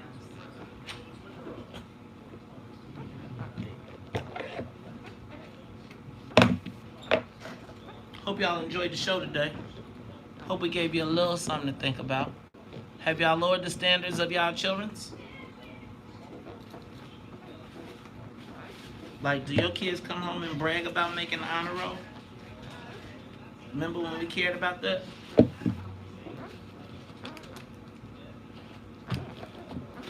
Baby boy.